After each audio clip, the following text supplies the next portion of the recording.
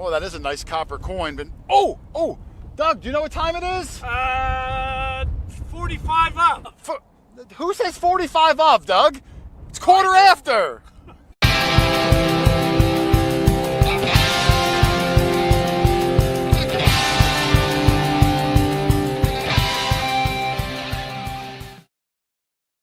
What's up, guys? Court Order here, and welcome to an action-packed Quarter After Live tonight with special guest Dave Wise, who I consider a foremost expert on cleaning your coins, cleaning your relics, cleaning your buttons. I've been amazed watching his work over the years, and he doesn't do a lot of live shows, so I'm really honored he's coming on tonight. That being said, we were having some technical difficulties with Dave's connection before the show. So we'll see what happens. There might be a 25% chance Dave's not on tonight. We'll see. He's trying, and I had to start the show, so fingers crossed. But I do have a couple of guys here while we're waiting for 730 when Dave would come on. And we'll start off with, whoa, a little small there, Charlie. Let me make it a little bigger. Charlie, the Heritage Relic Hunter. How are you, Charlie? I'm doing great, Jason. Thank you for asking. Yeah, I don't know. Now, when I told you Dave was coming on, Charlie, you were familiar with Dave. You've seen his stuff over the years. It's pretty impressive, isn't it? Very, very impressive. I'm impressed by the fact all the cool things that he's found. Oh, well, you know what? I was going to play a little thing before Dave comes on. I'll wait. Let me bring in Doug first. Hang on, Okay. and then and then we'll start the show. Dougie, how are you, sir? Hey, good, very good. I just took a Charlie nap. So I heard. Raring to go. After the nap, you didn't find a gold ring on the walk to the office? Nah, I looked at my wife's hand and saw some gold there, but yeah. So let me say a couple hellos in the chat before we jump into the show, Doug. Okay. I do see. Oh, Gigmaster, our good friend Gigmaster. How are you, sir? I'm glad he made it. Sue Ramsey is here. Gabriel Siegel, Jeff Provost, Emmy Rosen. Danimal Diggs is here. Rich Van Winkle is in the chat. Rich couldn't make it today live as well as Lynn, but they might be in the chat, both of them. Okay. Teresa, the treasure hunter, our moderator, who's always here. So thank you, Teresa, for showing up and helping. She's as steady as. Can I interrupt you about Teresa? Absolutely. She stopped by a few days ago on her way. I heard she was up here. Yeah. How long did she stay for? She was with Keith, her husband. They wanted to come see Gettysburg, and I was going to go with them, out to Gettysburg. But unfortunately, because of my situation at home with Judy, I could not go. But they stopped at the house. We went out to eat. We had a great time together. Nice. Yeah, I've never met her husband, so great guy. I heard he was a good guy. I trust Teresa's opinion. I like Teresa a lot. I can't imagine she'd go with She's someone. still holding for that opinion, obviously. Yeah. Well, Keith is retired now, and he decided to take this trip out this way to Niagara Falls and back east here. And she then stopped on a hunt in down south. I'm not sure what state it was now. Virginia, I think. Oh, okay. Well, very nice. Well, hey, I'm glad she was able to join us today. I do see Dave did reconnect in the back room. Let's hope it works, guys. Okay. When you're live, things happen, but we're gonna try our best. Okay. Metal Bree Detectorist is here. How are you, Bree? Steph Diggs is here. I told Steph that Dave was coming on. Steph got all excited. Within the community, Charlie, of metal detecting, Dave is one of the most admired guys, not only for his amazing finds, Doug, and he's got, wait till I see some of the stuff he's got today, but he does such a great job cleaning things that I'd be afraid to touch. You know what I mean? And he dives in, he cleans them up. It's really amazing. So we're gonna pick his brain a little bit today and check out some of his techniques. I got a lot of before and after pictures. It's really an incredible thing here.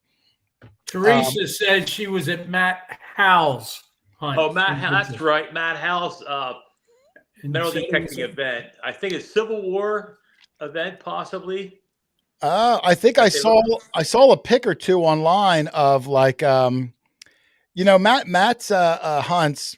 They dig those pits down there. Yeah. And if you haven't seen these pits, I mean, they dig like, I don't even know, a 6 foot deep by 6 foot deep wide, like giant hole in the ground. It looks like a grave looking for like old Civil War pottery and pieces and like that. It looks backbreaking to me. Yeah. But hey, look, everyone kind of has their own little technique, and he finds great stuff. I just don't know if I have it in me to dig, a bulldozer's deep hole. Yeah. Kudos, Yeah. man. To be young again, Doug. 6 foot deep, that would be too much like tempting fate, No, Doug calls Matt over if it's 4 inches deep. Yeah, that's right. But Jake, I have trouble with the shallow, surface farm. Think about this. All the holes you dig in one day, by the end of the day, that would be one big hole. Think about that. Oh, I know, but at least I spread it out throughout the whole day. Yeah. Right. So, Lindiana Jones did make it. Midtone Matt is in the chat here. Midtone Matt, who digs a lot of the holes for Dougie. FLX Detector is here. Everybody, thank you for coming. I see Dave in the back. He texted me and said he can hear us now. I think it's going to work, Doug. I think we're going to be good to go. Good. So I'm going to bring Dave on in 7 minutes so I can get everybody settled in. Chris Heimsoth is here. Hot Mess Fish and Alicia is here. Thank you, Alicia, for showing up. Another longtime moderator. I appreciate it. Dave and Laura here, the Chumleys, Jeremy Ferris, Crazy Diggin', everybody. Thank you very much. Chris Fallon, I think I saw him in the chat. Chris Fallon is here. Yes, sir. So, Doug, I wanted to pick your brain real quick. And Charlie, that shouldn't take long. No, it won't take long at all. But, this week, besides a Veterans Day, and thank you to all our veterans out there, right. I saw in the news yesterday, Doug, that yesterday the U.S. struck its last 1 cent coin ever. Good. What do you think? Oh, I was going to say, what do you think about that? I'm a little sad. Oh, yeah, well, you'll get over it. Don't worry. I'm already over it. I'm sad more of the nostalgia. I mean, who wants a pocket full of pennies? Not me. No. But just the nostalgia that, what we do, Doug, where we dig up farthings, 1/4 of a cent. Yeah. And now fast forward, now a penny is so useless, we don't even make them anymore. Like we've just, I don't know if evolved is the word, but, the price of things have gone up so much that a penny just is not even worth making. I'm guessing the nickel's not far behind. Yeah. Do you think in our lifetime, Doug, we will get away from money altogether and we'll just be digital human beings? I don't know. Unless we go back to the barter system. Of course, who the hell wants to carry a bushel of corn around with it? I don't know if we're going to go back to that. I can picture like babies in 50 years, like you're born and you get like a barcode tattooed on your arm. And that's how you pay for things your whole life. They scan your, you know what I mean? Like, yeah. Or like a little chip behind your ear or something crazy like that. I don't know. Yeah. We'll see. But now, Doug, I'll see it in my lifetime. Mankind takes a giant step backwards. Okay. Now to the people that metal detect out there, you two included, does this now make pennies a good find? When you get that Lincoln zinc penny in the ground now, does that make it a little better since they don't make it anymore? Or is it still junk to you, Doug? Well, the other day I found, actually it was last week, and I posted it on my page. I found a British penny, and I was shocked to see that it was a large cent, and I was shocked to see that it was as big as it was for a 1962. I was shocked. I thought by now all pennies should be the size of ours, but I won't miss them. I really won't. Well, no. My question was, thank you for segueing off to not my question. That's okay. But my question was, did they now become a good find? If you find a zinc penny, we always say that it's fun to find coins that they don't make anymore. But since they don't make that anymore, is a zinc penny a good find, or will that always in our lifetimes be like a junk find? Well, I think it'll be a junk find. I do too. Because we're jaded. And we come to understand with our machines what number might represent a certain item, and we know with the legend what a zinc penny rings up. I just avoid digging that number. Now, I might, if I'm in a field of old stuff, think that, oh, okay, it's a Indian head cent, and I might dig one every now and then, but I'm not going to go after them. Zinc pennies, and they're going to deteriorate in a few weeks anyway, so let them disappear.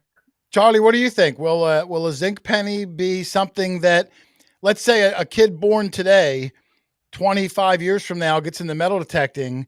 Is that kid excited about finding zinc pennies? He's like, "What's this, Ma? What's this thing? Oh, that was money, Billy. What money?" Like, will that day ever happen, or will they be junk to him like a shotgun shell is junk to us? I think it'll be junk, Jason. To be honest with You do? Okay. Zinc penny or zinc and. But wheat penny might be different. But zinc pennies, I think they'll never amount to anything. There's too many. There's way too many around. Yeah. And they're all discolored or disshaped, or especially if they've been in the ground. But wheat pennies will still be a thing that I think we'll all continue to like finding. Yeah. Feel like mining copper on any given day, that would be what we'd go after. Yeah. Yeah, everyone's saying the zinc pennies will just get eaten up within 20 years. They're probably right. I guess I'm thinking like best case scenario. Let's say you get real dry ground. I mean, heck, Doug, there's dinosaur fossils that have lasted millions of years. It all depends on the conditions. Yeah. But I'm with you. That they went to zinc. I was surprised that they went to zinc and they didn't go to steel like back in the 40s when they made the war penny. Yeah, I don't know. I think they should go went to zinc. 43. I think they should make them out of rubber. That'd be pretty cool. Like you drop a handful of change, they just bounce all over the room. Kind of make it, at least make it fun. At least make it fun. Exactly. All right, Doug. Or even wood. Yes. I'm going to bring in our guest. Now, I'm hoping it's going to work. Sometimes when you're live, you don't know what's going to happen, but he says he can hear the show now. So if you're not familiar with him, Doug, I know Charlie is. A lot of people are. Dave was on the Whitesfield team for years, one of the OG detectorists. Lives up in New England, I think Connecticut. I hope I'm not, I could be wrong, but up in New England. And geez, Doug, the guy finds the best stuff. Yeah. And then when he cleans it up, sometimes you wouldn't even know it was Doug. Even better. And I'm hoping we can pick his brain on some techniques today. So everybody give a big round of applause to my good friend, Mr. Dave Wise. Dave, how are you, sir? Let me make you big. My good friend. Can you hear me, Dave? Dave, how are you, sir? Let me make you big. Uh-oh. There's a bad echo. Yeah, I can hear you. Hold on, Dave. Let me yeah, I can hear you. I'm muting your mic for a second, Dave, because I think there's a bad echo. I think the echo is because the live stream is playing so loud that your mic's picking it up on delay and it's putting it in a loop. Let me see. I'm gonna turn this thing back on again. Hang on. Let's see. Oh boy. There you go. I'm gonna turn this thing back on again. Hang on. Let's see. Yeah, see, Doug, I can hear me from what I said 15 seconds ago. Well, turn this thing back on again. Hang on. Let's see. Dave, I'm going to mute you. I'm going to mute you again, Dave. Do you happen to, I think I asked him, you don't own headphones or earbuds, do you, Dave, for your phone, or Bluetooth earbuds or anything that would, no. Do you have a laptop? No. Do you have Dave, do you know sign language? Do you know sign language, Dave? This is going to be, let me see what I could do. It's going to be hard, Doug, because it's hard to hear you through my phone. So it's going to be hard, Doug, because yeah, unfortunately, I think you might have to mute your laptop, Dave. It's the only way it's going to work. Cause if not, it puts it in a constant loop. If I said the word, hey, Dave, in 10 seconds, your computer's going to replay it again, and then it's going to just stay in an endless loop. So unfortunately, you might have to mute your laptop, and I'll try to talk louder so you can hear me from your phone. Let's see. Hold on. I muted my desk. I'm on the desktop, so I muted that. Is that any better? At the Yeah. moment, it's perfect, but can you hear us okay? Can you hear us okay? All right, I can hear you. I But can hear you. the volume of you guys is real low, so I could barely hear you. So I'm just gonna have to pay attention and listen carefully. Okay. I'll try to talk as loud as I can. Yeah, but No, you're real low. I don't. My volume's all the way up on my phone, so I don't know why it's so low on my phone. are you It's recording the weird. show? I don't get it. Are you recording? Or do your camera, is that on your laptop or is your camera from your phone? No, it's on my phone. See, I'm on my desktop right now. Oh, I got you. I got you. I'll try to But yell louder. if I turn the volume up on on YouTube on the desktop, I can hear you great. But that's what's giving you the echo, I think. Or Yeah, it's putting us in an echo loop. Yeah. Mhm. The only Yeah. thing we could do is if you had some sort of headphones for your laptop, something to yeah, plug but I in. don't have a laptop. I'm on my desktop. I Well, don't I have mean, any are you, headphones either. all right. Yeah. You don't have a metal detector that has an old 3.5 millimeter jack you could throw into your laptop, into your desktop? You don't have some junky old metal detector that has a 3.5 millimeter headphone jack? Oh my God. Dave's Um, got 10,000 metal detectors at his house. He's got to have one. Doug, why Dave's looking for a metal detector? I don't know. All my headphones are in my car. I'm gonna stall, Dave. I'm gonna stall. Um, why I Dave's don't doing? know, dude. We should have set this up yesterday as a test thing. Let's see. We're gonna see. I like it. It's a little insight into your. And I heard Dave's got an awesome cat. So maybe in his walking, Doug, we might get a glimpse of Dave's cat. All right. Dude, I don't have any headphones here. All I have, they're all in my car because I'm going to Virginia, so I'm all packed up. Here's my cat. There it is. I told you, Doug. I told you there's the Hi, cat. buddy. All right. So Dave, I don't know. We're gonna have to wing it, I think. all right, that's fair enough. We're gonna wing it. Before I get I'll just into, I mean, I could hear you a little bit. You're real low, so do you have a second cell phone in the house? no, dude. Okay, I know. I'm just, I'm grasping at straws. I'm grasping at straws. Doug. But Jason, why don't you ask him how many restrooms he has in the house? I while you're hate at it? technology, man. I hate it. Nah, you're good. You're good. We're gonna make the most of it. Here's what we'll do. All right. You hold it up to your ear. I'll ask you a question, and then hold it back out and answer the question. There we go. Okay, so- there you go.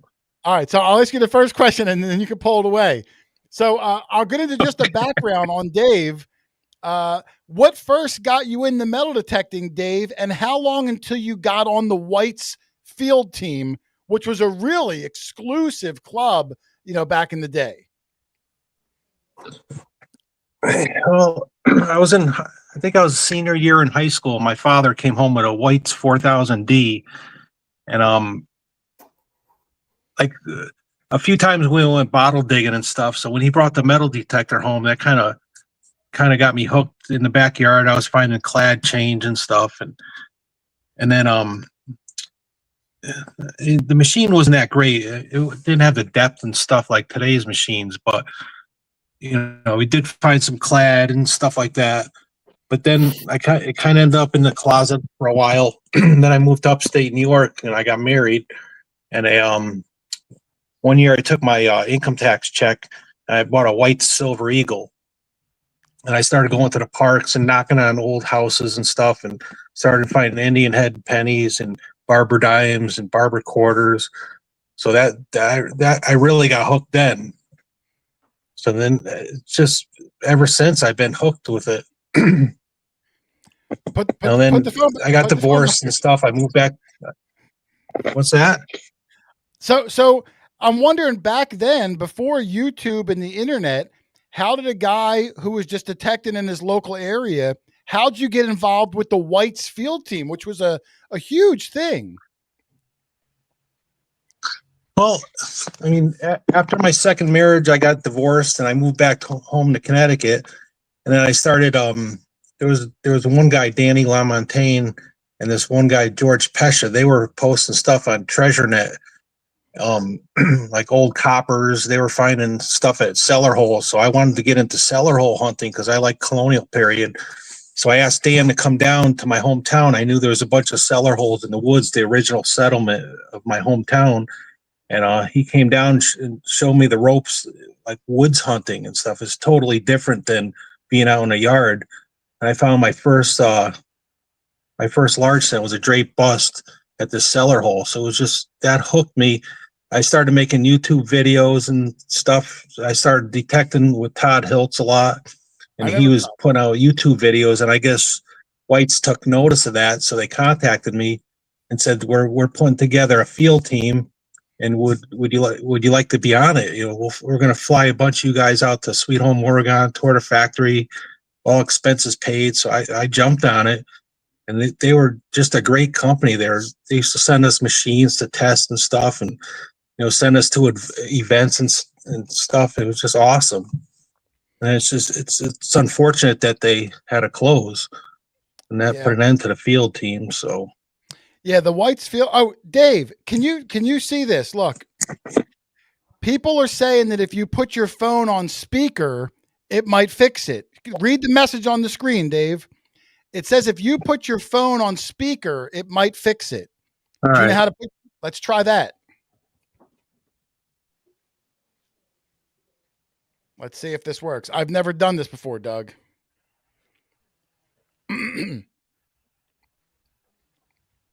Dave may have locked up.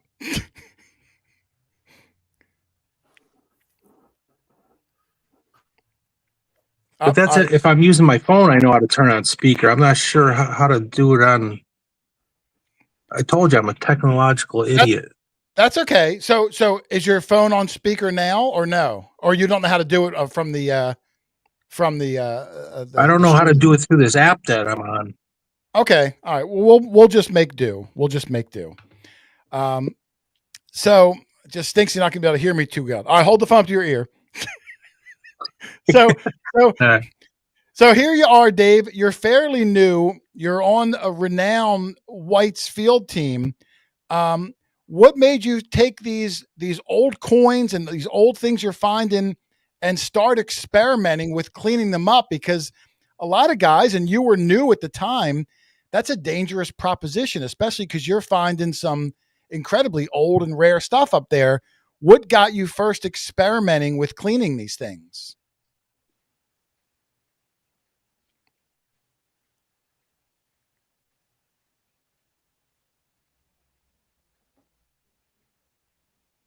I'm not sure if you heard me, Doug.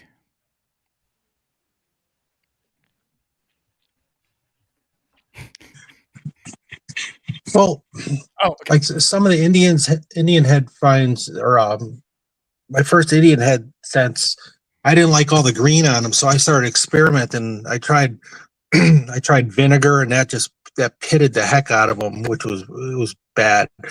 Yeah. And then somebody said try Tidy Bowl toilet bowl cleaner. That was even worse than vinegar. That ate them up so bad, pitted, and so I don't know. I just started, using a toothbrush and soap and water, and a lot of the Indian head pennies had verdigris on it, that green corrosion, that green, bright green stuff, and then like Todd Hiltz, he tried experimenting with peroxide, and I saw other people experimenting with peroxide, but they used to like throw it in a microwave for like a minute and get it bubbling and plop the coin in. But I found that was more aggressive on the coin surface than just room temperature. Todd used room temperature peroxide, and that worked pretty good. So I just been experimenting with that and using Q-tips and working on the surfaces. And some of the coins came out good, some came out pitted, but if they're pitted, it's not from the peroxide, it's from the ground conditions that the coin sat in. But I know like Frank Lopergolo on Detect America, he's a stickler for using electrolysis, but I haven't had that much good luck with electrolysis. He sent me an ugly box, and it worked okay.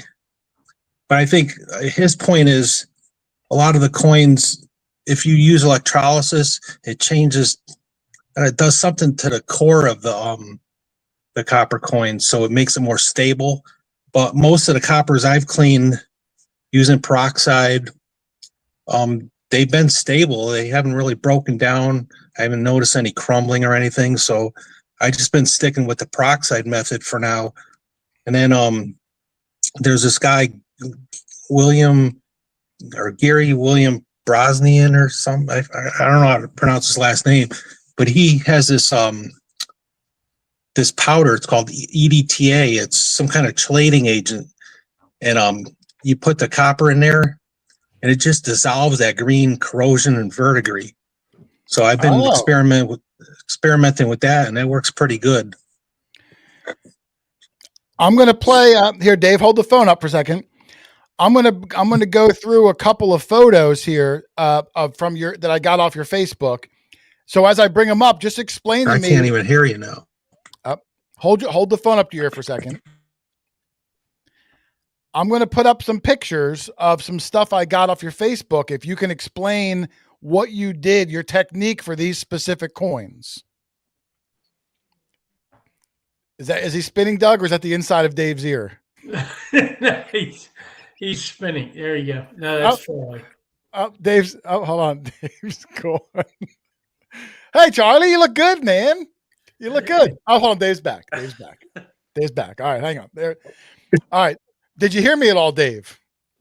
No, I saw you talking, but I didn't hear you. All right. Well, here, I'm going to put up a picture of some coins from your Facebook page.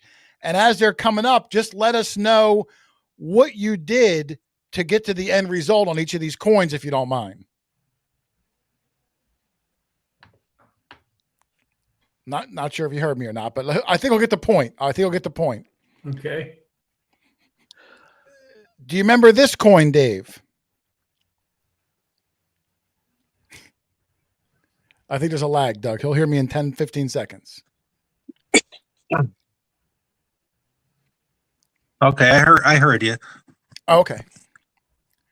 So can you hear me? Yes, sir. Yep. All right, so this 1844 braided hair, I just dug 2 weekends ago or whatever. So I let it dry out. So it's just a dry dirt on there. So I took just a soft toothbrush once it dried, and I just brushed it off, got all the heavy stuff off. So then I plopped it in peroxide for like a half hour. Holy crap. And I dip my Q-tips in the peroxide and work on the surfaces. And this is the result I got. But I didn't like that result because I don't like that green corrosion on there. Some people, I mean, if it had a nice even green patina, I would have left it. But this was spotty and like the edges and stuff were bad. So I plopped it in the EDTA and I let that soak for like a half hour. Then I worked on it with the Q-tips, and this is what the result was. Now, Doug, if you can see, hold on, I have a side by side. Hold on. I wouldn't believe that's the same coin. That's what I'm saying. Now, it sucks that there's such a delay and Dave can't hear me. But so when you dig a copper coin, like on the left, Dave, I catch a lot of slack, with a YouTube channel of, spray your coins in the field. And I don't like spraying my coppers in the field. I like to wait till I get home in a controlled environment. I like to have them dry, like you were saying. Yeah. So from when you first dig that coin on the left, your strategy for these coppers are you let it get bone dry, then you're toothpicking or toothbrushing to get the loose dirt off. Then you're going to the room temperature store-bought hydrogen peroxide, like 4%, and just now, are you brushing it and taking it right off? Are you letting it drench and sit in the peroxide? How long of a time frame are we talking? Yeah, like when I dig it in the field, I don't like cleaning my coins. I put it right in the container and I just let it be because I don't like spraying it with water and all that stuff. I like to wait till I get it home and dry it out. But the coin on the left, I just used a dry toothbrush and got all the heavy stuff off in my sink. And then I plopped it in the peroxide for like a half hour. It'll fizz up a little bit. You'll see some bubbling coming off. And then I'll take it out. I'll dip the Q-tips in the peroxide, and I'll just work on the surface. And as the Q-tips get dirty, I just keep replacing them, dipping in the peroxide, and keep scrubbing it a little bit. And when I'm happy with it, then I just take it out. You know, I'll pat it dry, and that's amazing. That's amazing. I wouldn't even have thought that's the same coin. And a lot of people are nervous about adding anything to their coins. And after watching Dave do this for years, Doug, this isn't like a one-off. I've got so many pictures. I'm a believer. Now, I have to admit, I've never tried the peroxide method personally, but I'm going to, because I understand what Dave's saying. A lot of times people will clean something, whether it's electrolysis, peroxide, whatever, and when they're done, the coin will have all these little pits in it. And you think like, oh, the cleaning method didn't work. When really, you got to keep in mind that corrosion is a chemical change on that copper, creating these balls. So when you clean it and you take off those corrosion balls, the pit is left behind. That's just part of, like Dave said, it all really comes down to the condition that you're starting with. Now, Dave, most of the coins you dig, are you digging in the woods like old cellar holes, Dave, or are you digging in farms that may have had 100 years of fertilizer? No, most of the times we're at cellar holes, so it's in the woods. You know, like the farm field coppers, I don't like on farm fields because all the pesticides and fertilizers and livestock urine and feces, like it's all acidic, so it takes a toll on the coins. But there's bad ground conditions in the woods too. It just depends how the drainage is and everything. So if it's hit or miss, you know, but when you remove all that dirt and stuff from the coin surface and it's pitted, people think, oh, that peroxide ruined the surface of the coin. But that surface was already pitted before the dirt was attached. It's just the ground conditions it sat in. So, I mean, to me, I'd rather take off all the contaminants and all the dirt and all that. I just rather have a bare copper coin. If it's pitted, it's pitted. There's nothing you could do. I mean, right. But I stuck a copper in this EDTA just like an hour ago. So I just want to show you. This is the powder. It's white powder. And it's a chelating agent. So I just take a pinch of this and I use this little bowl filled with water and I stir it up and I plop the copper in. And this liquid was clear before, but now you can see it's blue. Yeah. So some of that green corrosion, that verdigris, is being dissolved. Do you have the bottle, Dave? It pretty much just eats it away. Like you can see some on the back there. It just dissolves it. It's a powder, Jay. Yeah. Do you have the bottle, Dave, that people could write the name down? No. Okay. No, because Gary Brosnian, he gave me a little bit in a Ziploc bag. And then my friend Allison Cohen, she wanted to buy a package of it. So she did. And I told her I would split the cost with her. And she didn't want to take any money. So she's got the original package. But I sent you a link in a Facebook message. Oh, wait. Is it, hold on. Is it this stuff? Hold on, Dave. I have something here. Is it this? No, that's Tarnix. Oh. That's for silver. You sent me something else. You sent me a. Oh, crunch! I hope you didn't send me something that What's it called again, Dave? Yeah, what's it called? It's called EDTA. It's a chelating agent. Chelating. EDTA. All right, guys, look up. I'm going to see if I can bring it up in another window. I don't know if I will. EDTA. Teresa, if you're in the chat, if you're able to look that up and put a link in, I'd appreciate it. I don't think I do have a picture of it. I thought I grabbed all the photos. Yeah, I sent you the link in a Facebook message if people wanted to purchase it. Oh, yeah. Hold on. I know where it's at. Hold on. I got it. I know where it's at. Hang on, Doug. Let me bring it up because this is really important. This is a really good. She's looking it up. Okay, thank you. I mean, it works. It works great to take that fluorescent green, crusty stuff. I mean, once it's soaked for a while, you might have to use like a pick and try to pick it off. Sometimes I got the jeweler's loop crammed in my eyeball, and I'm very carefully using a dulled metal pick to pop the verdigris off or the corrosion. But to me, it's like a cancer on the surface of the coin, and I like to get it off. You know, that's. I think I got it here, Dave. Hold on. Here it is. Here it is. Is this it, Dave? Yeah, that's it. All right, write this down, everybody. Tetra, Doug, go ahead and pronounce that. Tetrasodium EDTA. Wow, Doug, I didn't even know you knew how to read. That was impressive. It's only $19 and for a pound. Then you said you're only using like a pinch, Dave? Oh yeah, I you just use a little tiny cup. Just fill it enough water in the cup to cover your copper. Put a little pinch in there, stir it up. It works great. All right, I mean, well, you could see how much. I don't know if you can see this cup or not. Oh yeah, I see it, and you did it. Yep. Yeah, so it's like one of those little like things you get like ketchup in or something at a restaurant or some sauce. Yeah. And I just take a pinch with my finger, or just use like not very much, man. All you need is like a pinch like that. Can you put Stir more it than up, one? and this stuff will last you forever, you know. Can you put more than one coin in, or do you put each coin individually in its own cup? Yeah, no, sometimes I put 2 coins in there. Okay. And But how yeah, long? it works great. How Like long? if somebody wants to buy it, split the cost with them. You know, 4 people pitching $5. You'll have enough to last your lifetime. You know. All right, Doug. I think we're going to pick some up after the show. Yeah.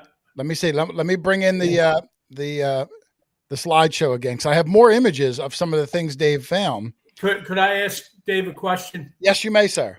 All right, Dave, we saw that one coin, the 1844, and it really did turn out nice, but there was still a lot of relief on that coin that you had to work with.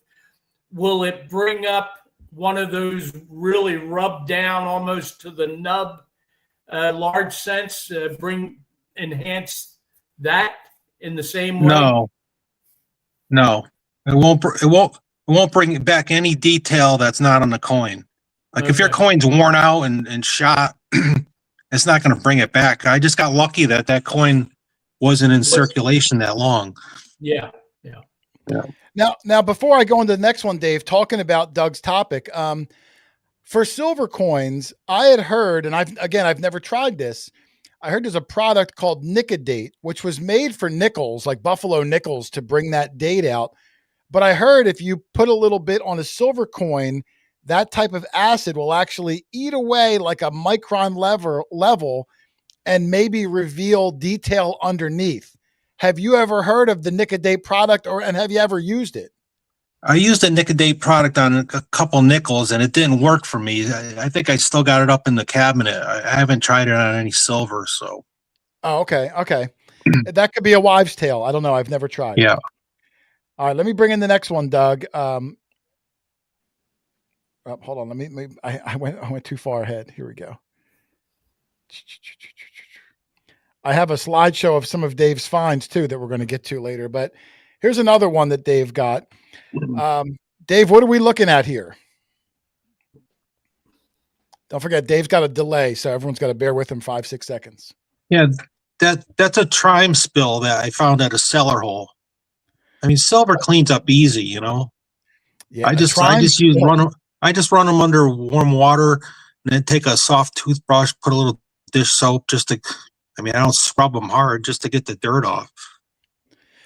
Now, what about silver coins that you find that have like a black tarnish? Do you take that off? Do you leave the black tarnish on? How do you feel about that? Yeah, I don't really get a lot of tarnished coins. I mean, there was a drain lake I was able to detect. That was an old swimming hole, and all the coins were black because they're in this mud. Yeah. But I used some Tarnex on them and cleaned them up, but then they just turned black again. I think being in the muck that long, there's no really saving the true color of them. But I think I sent you one coin, a seeded dime that had a dark stain on it, and I didn't like it. Yeah, I think I had that one. I used the Tarnex on it with a Q-tip, and it came out great, I think. Yeah, here's the one he's talking about, Doug. I put Yeah. a side by side there.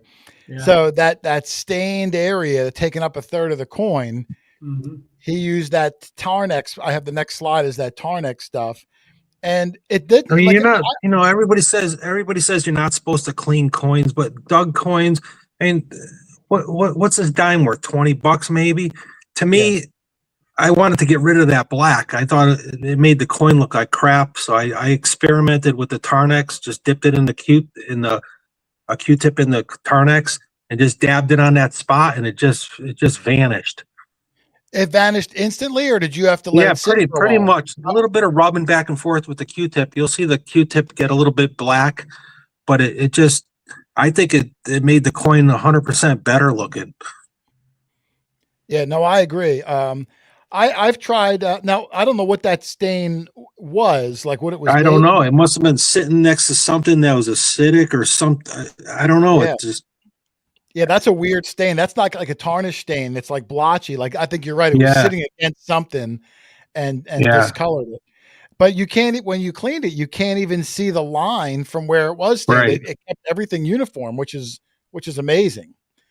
I mean, Um, I've had a few copper coins that were sitting next to an iron, like a piece of iron, like a hand forged nail or something that um had some iron on it. The same with like silver knee buckle. Sometimes the tongue and shape are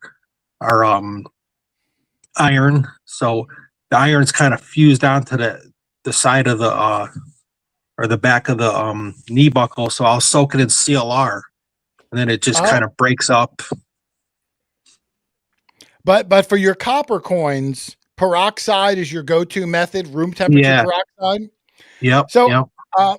and I'll recommend, I mean, to anybody out there who's new and wants to experiment cleaning your coins and stuff, I'd probably recommend start with, wheat pennies and Indians, like before you go into your large cents, just to make sure you're comfortable with the process. I wouldn't go from never cleaning your old coin to your prized possession, flowing hair. Do it Yeah. Yeah. incrementally. And until you get used to it. I did the same with electrolysis. I started with junk until I got more comfortable.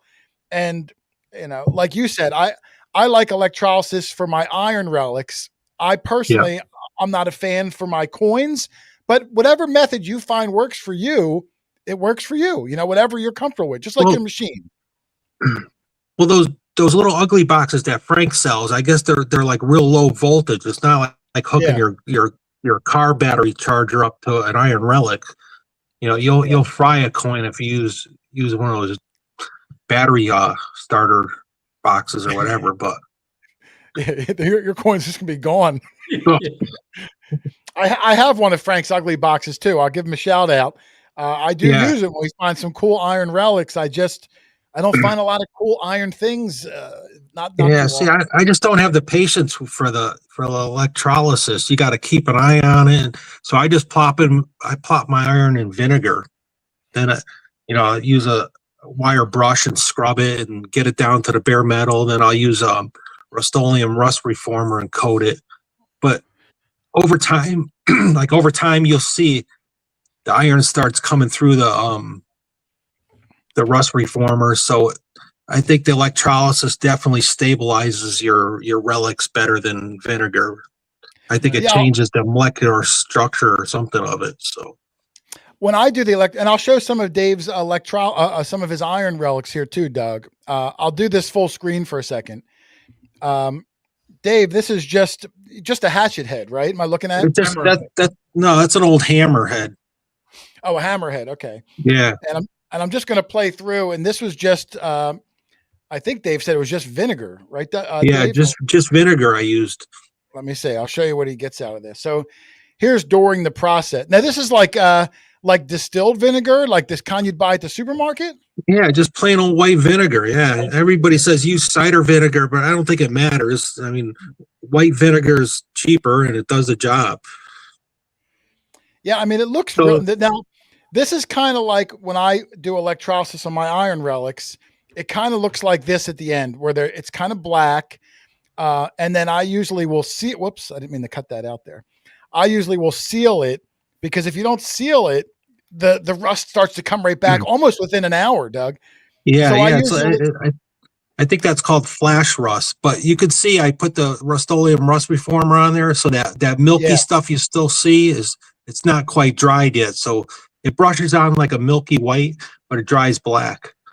And that'll keep the rust from coming back again. Yeah, it's At least. supposed, but sometimes you'll see spots coming through the black, so it's still kind of breaking down over time.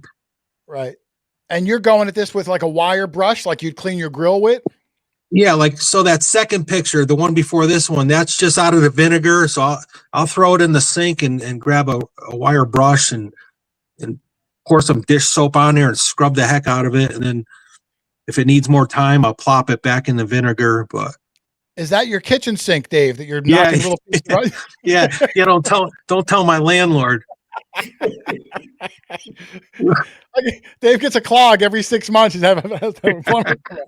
No, I got a strainer, so I dump it in the garbage. But I got a couple other ones. I'll go through some of his iron things real quick too, Doug, because sometimes your iron relics that kind of get poo-pooed a lot. Sometimes they can really have the most dramatic difference. I don't even know what this is. Just some sort of a hook and eye hook, Dave? yeah, that's a wrought iron hook. So the picture on the left is after the vinegar. See how you get that flash rust? See how it's kind of orange? So that's what you're talking about. It starts rusting right away. But then the picture on the right, I coated it with the Rust-Oleum rust reformer, and you can still see some of the milky part on the ring is still not dry yet. But see in the ring, see all those striations, like those lines? That's raw iron. I think it's different than regular iron.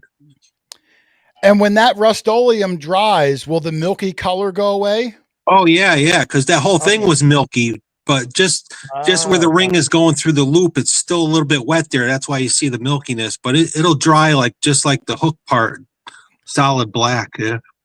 Gotcha. Hold on, I got a few more of his iron relics here, Doug, because we don't show a lot of iron relics, and you can get some really neat ones. I've got a nice bucket full of them, and one of these days I'm going to take the time to clean them. Yeah, this one looks like maybe an old. That's just out of the vinegar there, and I'm ready to scrub it with the iron brush. Let me see. I think I have your follow-up picture here. And that's nice. That looks forged too. So how long does the process take you? How long are you scrubbing a piece like this for? Oh, I'll pop it in the vinegar for like a week. I'll throw it in a 5-gallon bucket, dump a gallon. That long? Yeah, because I mean, some of the stuff is heavily rusted, so I check on it. I check on it every couple of days. Now, sometimes a week, sometimes 2 weeks it takes. Really? Can you reuse that vinegar over and over? Oh again? Yeah, I just keep reusing it till it'll get like a foamy brown froth on the top of it, like a crust. I just keep using it till.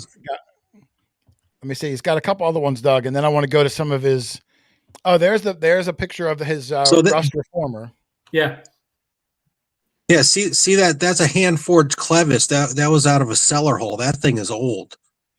Yeah, I got a picture. It was so crusty.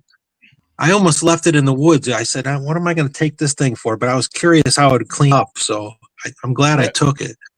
Look at this, Doug. Look how this cleaned up. Wow.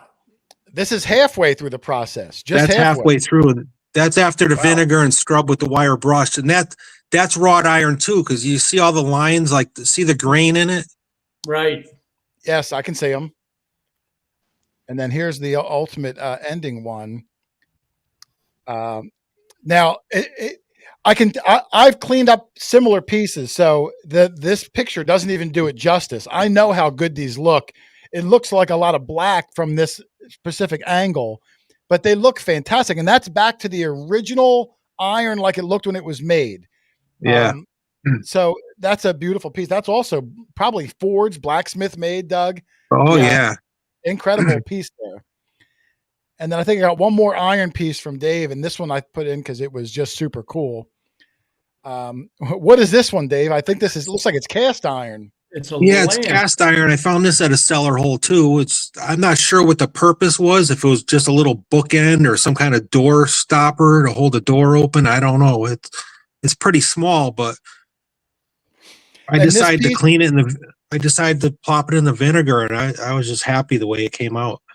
This isn't even the finish, Doug. I got the finished one next, but the same thing. You just submerge this in vinegar for a week, light brushing, and then you put the Rust-Oleum on. Here's the other cleaned up one, Doug.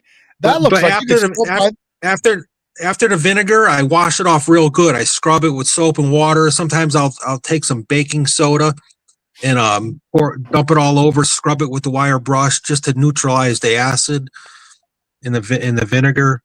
That's actually a really good tip. If you use the vinegar, do you usually use baking soda to neutralize? Yeah. Because I heard leaving the vinegar like residue on there, it keeps eating away at the iron. So, I mean, I don't know if it technically really helps. Or, I don't know. I heard the same thing. I heard to go ahead and use that baking soda, which will neutralize the vinegar. But that's a beautiful piece, considering when he dug out of the ground. Oh no, the last one you were going to leave, right? This one, I'm not. You're not leaving this one behind. Yeah, no, this one I kept. That U-shaped clevis, I almost left it in the woods. You know, I said I want, because your pouch gets heavy with all this iron crap in it. You know, it's like. Oh, I know. Listen, every time we go out, Doug's bag has a bag full of those. Yeah. But like the strap hinges and stuff. I take the strap hinges. I love them things. Yeah, we take all the hinges too. I'd be lying if I said I clean all mine. But I have them all in the garage. Ready for a week. You know what you can also do, Jay? You can leave them out in the weather. Like if you got an area in your backyard, like an old rock or something, or a rock wall, or an old whatever, a stump, just leave the stuff out in the weather. After a couple of years, all that rust will just flake off. It'll be like, I don't know, I guess it probably does just get real brittle, and you could probably knock it off with your finger. Yeah, it just kind of scales up and falls off, and just exposed to the weather. Yeah, it's amazing that it went from that, Doug, that he pulled out of the ground. Which, you know, if you're not a detectorist, you might look at that and think it's junk, but we can see the beauty underneath of it. Yeah. And then when it turns into, this, it looks amazing. And I like how he said, during this middle stage where you can see all of these, if I get my mouse over here, all these striation lines when I move my cursor, you can see that coming back to life before your eyes, which is really cool. So those are some of the iron tricks. I didn't know that. I'm going to try the plain vinegar, but I'm going to go back to some of Dave's buttons and coins, because everyone loves, the prospect of cleaning their buttons and coins. You know what, Jason? Just think about this. Think about all the axe heads we found throughout the years. Oh yeah, for sure. Like a basket full of them. I've cleaned up some. Like I said, I tried the electrolysis on mine. I haven't tried the vinegar, but I'm going to try it because the electrolysis, I get nervous. I try to keep an eye on it. I'm afraid to leave the house because you got electricity going, So if I have to go to the store, I got to disconnect everything. But the vinegar, you can just pop it in a 5-gallon bucket and just leave it for a week and come back and check on it. Like you said, exactly. I like that. I like that aspect. Let me bring up a couple of coins here too, because like I said, we all love the coins, and I see questions in there about some of the don't do's. We're going to get to that. I just want to kind of show some of the possible techniques. And if you want to put your techniques in the show later, I'll ask Dave if he's ever tried them and what he thinks about it. Cause I've heard everything over the years from Heinz ketchup, Coca-Cola, olive oil. Put your coin in olive oil and just leave it there for 7-8 years. Like 7, 8, I'll be dead. Like who wants to wait 7, 8? So we're gonna tackle all these. What am I looking at with this one? That honestly, to me, that one on the left looks pretty darn good, but he got it even better, Doug. Yeah, so that was part of a pocket spill. It was like a 5 or 6 coin pocket spill, and the front of it was facing another coin, so it didn't really get damaged. It was protected, so it had a little bit of verdigris on their neck and on her nose and all that stuff. So, but the reverse was horrible. That was the side that was exposed. I think I have a picture of that too. Hold on. I sent you the picture of the reverse. Yeah, let me see the reverse. There's the reverse. And look at that dramatic difference, Doug, from the left to the right. Right. Now that coin was in fairly good shape to begin with. At least the front. The front was incredible. but the back, pretty tough. Now, the one thing I noticed, Dave, let me go back to this one real quick. Now, if you can see on my screen here, this was halfway through the process of this braided hair. Yeah. And then ultimately it went to this, which granted, it does look better. But what I noticed was during the middle of the process, and maybe it's wet, but the bust and the coin in general kind of has a little bit of gloss to it. And then when it's ultimately done, it's more matte. Is that something that you prefer? And can you put a gloss back on to have the best of both worlds? No, see that green you see in the gloss in the middle picture, that's the corrosion on it. So it had a little bit of gloss to the patina. People call it patina, but to me a patina like that wasn't even, so I wanted to take it off. So like a lot of patinas, they gloss up like that a little bit. So I got you. Okay, but yeah, so that EDTA stripped that green right off, which I didn't care because it wasn't even. It didn't really look good to me. I got you. So basically, if you're going to go with like a peroxide, like Dave was saying, if you prefer this look, Doug, more than what Dave likes, the ultimate look, you could stop along the way. You know what I mean? Like right. You can get it to the condition you want, but this is a fairly harmless way with that peroxide and a toothpick, rather than something more extreme like an acid a lot of people use, or things that you make me a little nervous, because the one thing you don't want to do is start off with your coin being a 4 and then end up where it's a 2. Like you don't want to go backwards. Right. All right. So hold on. Yeah. Never use vinegar. Never use lemon juice. Never use toilet bowl cleaner on your coppers. Never. Well, I don't think anyone uses toilet bowl cleaner, Dave. Well, I did back in the day. It was. Oh, well, you're practicing. You're practicing. All right, Doug. This one's pretty neat, Doug. I'm gonna do this. I'm gonna do this one full screen. That looks very familiar. Oh, wait till you see this one, Dave. Tell everyone what you got here, and then I'm going to show the progress. Okay, so is this my counterfeit New Jersey? I think. Yes, it is. Yes, it is. All right, so this I dug in a cellar hole, and I mean, I put it in my pouch. I thought it was just a clipped copper. When I got home, I started cleaning it, brushing it, and I saw the shield look funny. I said, something's not right with this. This looks different. So when I posted it on Facebook, Colonial Coins and Relic group, one guy, I don't know, I forget who it was, Jeff Rock maybe, or somebody said, or Don Hartman said, do you know what you got there? And I said, no. He goes, that is a rare counterfeit New Jersey copper. I had one guy message me. He goes, I'll give you 3,000 just the way it sits right now. I said, well, I think I'm going to hold on to it. I think I want to clean it. Wow. He's like, I don't know. He goes, I said, I'm going to do it. So I did it in the peroxide. So after I cleaned it, he messaged me back. He goes, dude, you just improved the value of that coin tremendously. Did his offer go up? Goes, I could maybe give you 5 or 6 if you're up for selling. I said, nah, I'm gonna hold on to it. So this other collector down south, he messaged me and he goes, if you're willing to part with it, he goes, this is the 13th known to exist. He goes, I can offer you 11,000 if you want to sell it. Oh my goodness! But, yeah, so it went from a $3,000 dirty coin to 11,000. Wow, It struck over a King George Hibernia coin. You could see the under coin. Yeah. So I guess a New Jersey copper was worth more than a Hibernia. So somebody tried to make it a New Jersey out of it to get more money back in 1785 or 88 or whatever. Wow. I didn't even notice that. So this is struck over a Hibernia. Yeah. Oh my goodness. Let me go through the pictures again of this one, Doug. I think there's one more of the horse and plow side. There it is there. I mean, look at that dramatic difference from what he pulled out of the ground on the left. Wow. Look, you can see the horse's eyeball on the right. He didn't even know what it was when he pulled it out of the ground. It just looked like a clipped copper disc. Well, see above the horse's head on the right, you see the word Rex. Rex, yes, Rex is yes. not on a New Jersey copper. No. On this side, I can definitely see. Yeah. And in fact, when I was looking right before I went to this picture, if I go back, I think this I and A here are part of Hibernia too. That's not on the Jersey copper. Yeah. So as I'm looking at it more and more, I am starting to see the telltale signs. And what's crazy, Doug, is this is what he left the field with in his pocket. Like he left with that.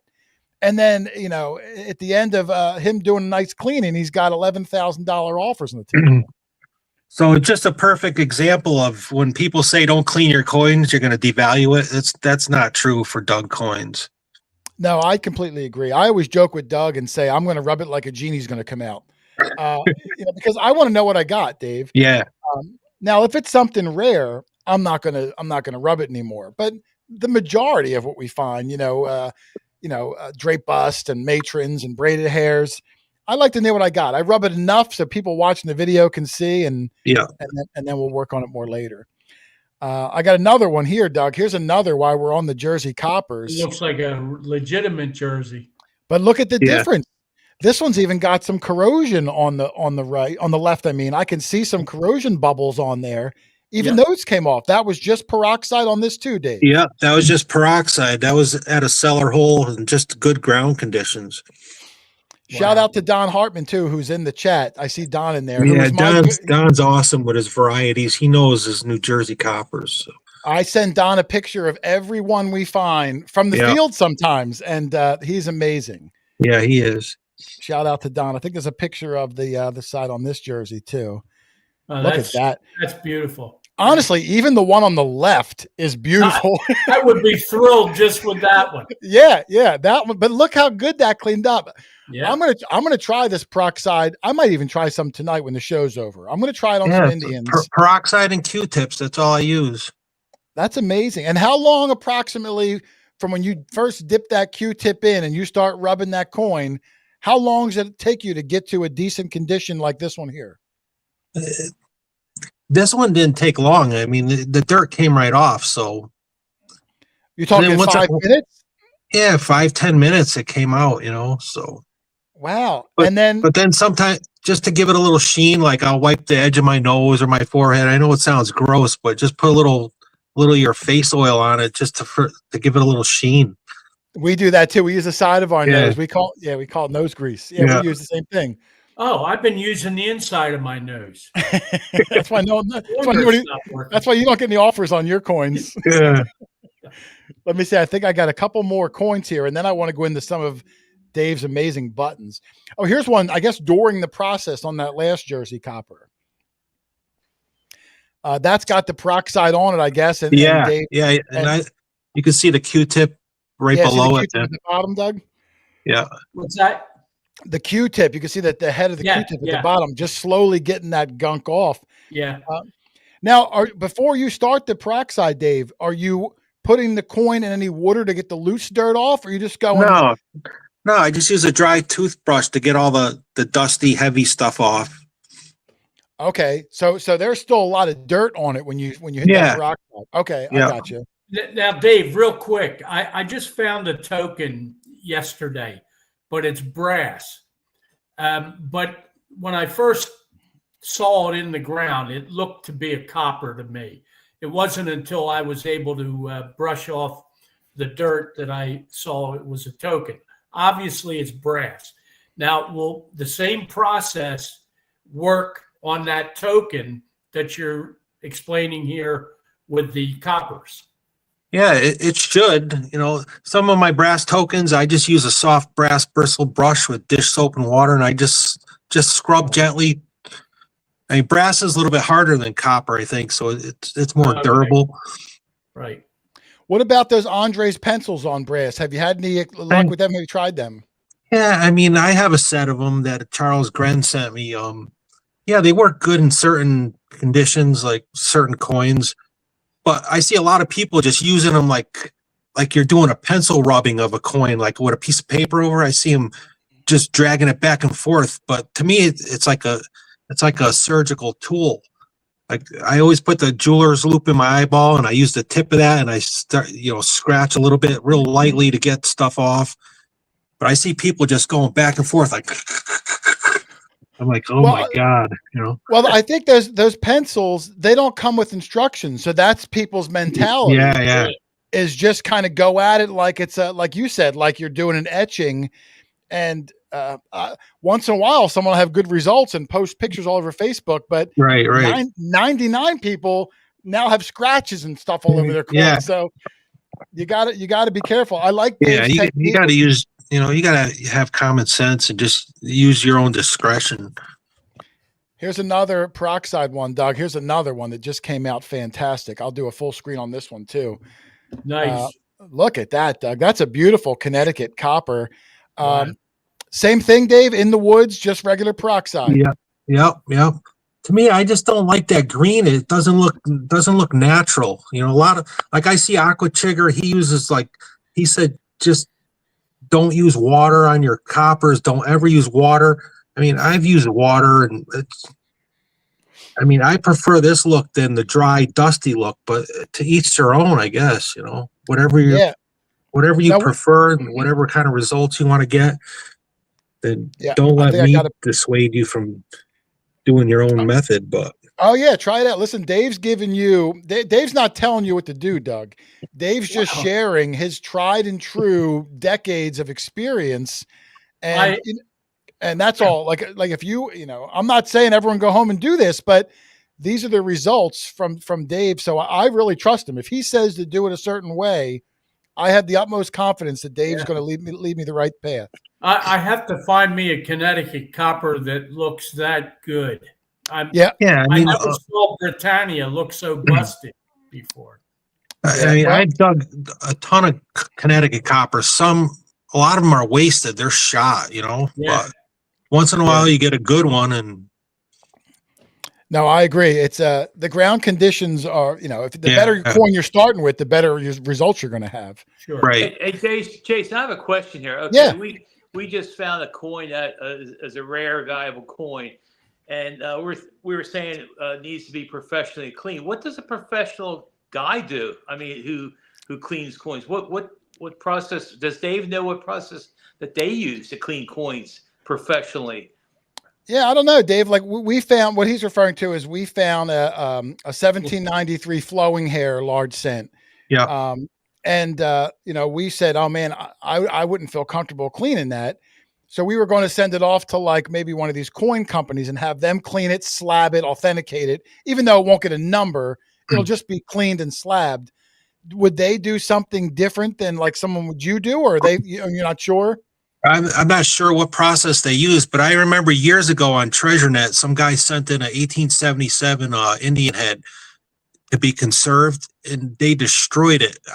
I don't know what they did to it, but it came back 100 times worse than he sent it in. So I don't know. Yeah, that makes me nervous too. It seems like, and again, I would recommend everybody practice with some Indians, some wheat pennies, but Dave's peroxide method kind of seems very low risk. Right. You know what I mean? Right. See, Jason. See, you're aware Indian heads are different. Indian heads are bronze, so there's a little bit different results in the peroxide. I find that the Indian heads, the peroxide kind of turns them dark brown and blackish. Kind of, it's a different chemical reaction or something. But I'd rather have a dark brown Indian head than a green one. Gotcha. You know, but I don't know. It's everybody. A lot of people like patina. I mean, patina looks good on some coins, but if it's not like perfectly even and perfectly sealed with a nice shiny green patina, then I take it off. Yeah, I heard it's bad. I heard it's bad for the surface of the coin to leave that patina on there because it's actually a corrosion. So yeah, it is a corrosion. I think he's right. Now, Dave, when you finish, let's go back to if you can, Jay. Yeah. The Connecticut copper. When you complete your process and you get it to the look you want, do you put some protective coating on it at that point, or is that it? Some people use Ren's wax. I got a thing of Ren's wax. I've tried a few of the coppers, but I find that the Ren's wax turns like whitish, like almost like I don't know how to explain it, like a white Milky look. chalky. Yeah. I don't like that look. I don't. Maybe I'm applying it wrong. I'm not sure, but I found most of my coppers and brass tokens and buttons. Once you clean them, brass and copper, they hold up. Yeah. Okay. There's some questions here, Dave. What strength peroxide? I think it's just the regular store-bought 4% peroxide. Yeah, just your standard peroxide. I can get the container out. I don't know what percentage it is, but yeah, Dave's going to grab it. That way, at least everyone knows exactly. I think it's 4%. Let me see. I'll make Dave big for a second. Good question, Rhonda. I don't know. But I think it doesn't even say. It's just peroxide, man. I think Usually, it's 4%. It's around 3%. Usually, I think. Yeah, it's a low one. It's the same kind you can get at the Dollar Tree. It's nothing. Yeah. Nothing special. Let me see. I got one more here from Dave. Someone said Smoking Louie said he uses alcohol. I don't know if he's joking or not. Let me see. I use alcohol after cleaning any coin, then rinse it with water. I don't know. Like, do you mean like rubbing alcohol, Smoking Louie? Do you mean like vodka? What Don't waste good vodka. There's so many people. People have so many methods, Doug. And I heard some people use acetone. I never tried that, so I don't know. That's really harsh. I wouldn't. Yeah. I got one more here of the coins before I get into them. This is a nice, noticeable one for me too. Like all that gunk on the left. A lot of people would be happy with that one on the left, Doug, because you can see what it is. You can see a date. Got the date. Yeah. They leave it like that forever, but Dave pushes it a little more, and look at that noticeable difference. And you know what, Jason? We have a lot of coins like the one on the left. That one on the left is almost like a completed finished coin for us. Yeah. But like I said, we've never tried the peroxide. And Dave's saying that's like a 10-minute extra job there, Dave, to get it from left to right. Yep. Yeah, we got a lot of coins that we could clean up, because when we find coins like that, I don't do anything to it. I put it away. I'm the same. I'm just happy with it, but I really like the change that he has there on the right. I really like that. Well, you know what, Charlie? I'll be the guinea pig, and I'll do one of mine first. And we'll test it together. I'll get an old coin, I think, at the back of the straight bus there too. And you're right, Charlie. Jason, I have that, and I'm terrified to even attempt it. I had that 1793 half cent I found years ago. Yeah, he's got a left-facing first year Liberty cap. Nice. And I'm nervous about even doing anything, and I haven't done anything to it. Yeah, I had one too. Yeah, you sent yours off. Well, Charlie, maybe let's try it. Maybe with some braided hairs, some matrons, some classic heads, and you do 2, 3, 4 of them. You start to get a little more confident in it. Get comfortable with it.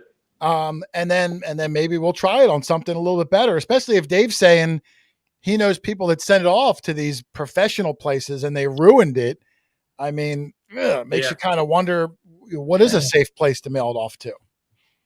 All right. Here's a question for Dave. Now this is the peroxide I use medicinally. Hold on, Doug. Let me put you in the big side so I can see it better. Okay. It's 3% hydrogen peroxide. I gargle with it, you in your ears and the whole bit. We don't need to know what you do with it.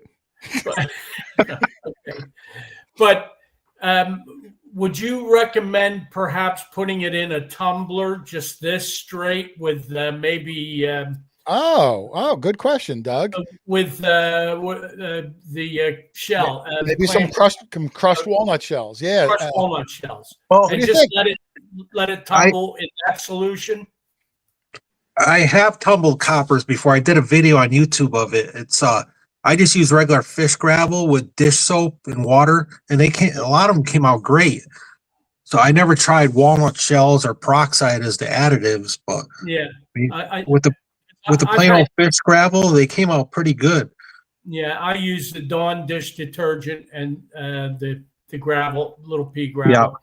Yeah. But some of those old Wheaties and Indian heads come out still real green. Do you think maybe this solution running it through there could help? I'm not sure about the peroxide, and I don't know if peroxide usually doesn't take off the green surface of a coin, the greenness. So Okay. only EDTA stuff does. Okay. All right, so a two-step process then, Doug. Yeah. Yep. I got some buttons here. I do want to say on Dave's point with the tumbler, although I don't tumble my coins or buttons typically, sometimes after a day detecting, I forget, and there's some in my pockets, and I put my clothes in the wash and put them in. But I'll tell you what, Dave, every time it's happened, that coin or button that was in my pocket looks fantastic. But but yet I'm afraid to do it purposely. But when I do it accidentally, it's happened like 5 times. Every time they look great. I don't know. Well, Jason, just put some peroxide in your washer. I don't know. Maybe Tide dish soap or dishwasher. Dawn dish detergent. Yeah. I got some buttons here too. Dave's found some great buttons. I mean, I would almost say Dave is known for his coins and buttons, but let me see. These are just some. I don't have the dirty picture for this one, but I mean, you can still see that heavy corrosion on the left. You even got gilt come out of that. Is that gilt I'm seeing, Dave, on the right? Yeah, that's gold gilt. It was just heavily crusted with dirt. It wasn't corrosion. Oh, okay. So when I dug this, I thought it was just a plain old flat button. Then when I wet it and was ready to clean it with the brass brush, I saw the shield pop out. I was like, "Holy cow, this is something!" And then I'm seeing people say that they use lemon juice on their gold gilt buttons. Yeah, I've heard that too. What do you think of lemon juice? Lemon juice works good to bring out the gilt, but also CLR works pretty good on a Q-tip. CLR. Yeah, you can buy that in the hardware store or okay, or Lowe's or Home Depot. So you use CLR on anything that has gold gilt on it? Well, yeah, because or lemon juice works good, but I didn't use anything on this. I just used a soft brass brush with soap and water. Oh, so that soft brass brush didn't flake off that thin layer. No, a lot of people. I don't know. Maybe some buttons don't hold the gilt like others, but every gold gilt button that I've dug, I've never had the gold gilt peel off with the brass brush. Wow. Okay. I haven't tried it. Before. I mean, I don't scrub it super hard. I just go lightly with it, and the brass bristles are soft. It's a brass button, so I mean, there might be hairline scratches or something afterwards, but I don't really see them. But it's a dug button, so I'd rather have the dirt off and be able to see it. I got some messages in the chat. NEPA History and Archaeology said you can get CLR at the dollar store too. So, hey, a trip to the dollar store, you get your peroxide, you get your CLR. Yeah. What does CLR stand for? Does anybody know? Calcium, lime, and rust remover. Oh, okay. Wow, that's at the Dollar Tree. I'm surprised that's at the Dollar Tree. But this button here, there's only like 5 known to exist. It's a rare Connecticut militia button. It's a one-piece button. Oh, that's a militia button. Yeah, there's only like 5 known. It's probably a good $1,000 button. Wow, I didn't know it was a militia button. Some of the things that you have up here, when I go some more of your coins too, there's some coins that I don't even know what they are. I'm going to ask Dave what I'm even looking at. But that was a nice one. I tried to get the most dramatic one so people can see, what potentially can come out of these. Here's another one that it looks like. Did you do like a dip of this dandy button just to show the difference? Because that one on the left, it looks like you cleaned half of it and didn't clean the other half for some reason. Well, yeah, this was a dandy button, a colonial dandy button, the big ones. And so I just started scrubbing it with a brass brush and dish soap and a little bit of dish soap.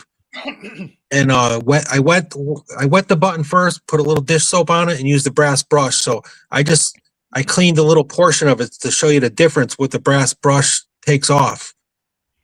And when you say wet it, are you just using regular tap water? Do you use just run the button on just run the button under tap water, and then put a drop or two of Dawn dish soap, and then wet the brush and scrub it.